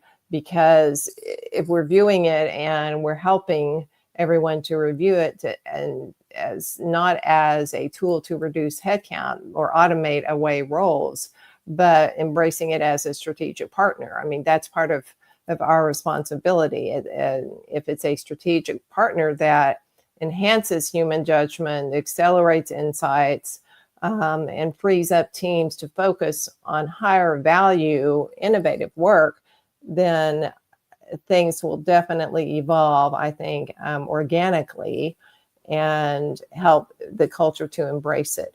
It helps that kind of shift fosters a culture of empowerment, not fear.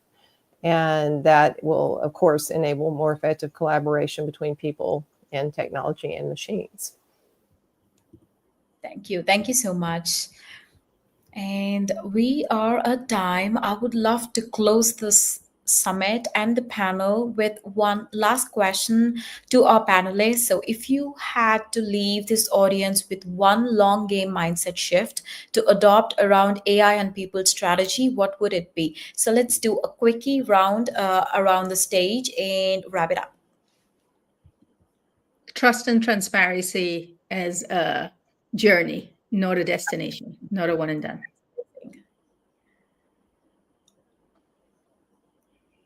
I'm going to go back to AI is not a replacement, but an amplifier. Yeah. That's the thing. These are the short and powerful words. Right. Yeah, so for me, it's just to let everyone know that AI is here to enhance human performance, but not to replace humans. Mm-hmm. Thank you so much. We do have a couple of questions standing in the chat, and I hope our panelists address them right after the summit as well. So we do have questions that we had to squeeze between the panel to wrap that up. So I hope registrants, you get those questions answered through our panelists. They are right in the chat. And with that, we've reached the end of the AI Experience Summit 2025 with over 7,000 people joining us for the summit. And we are so proud to help out people with the summit. And for every speaker, every panelist, and every moment, you dropped a great comment and question.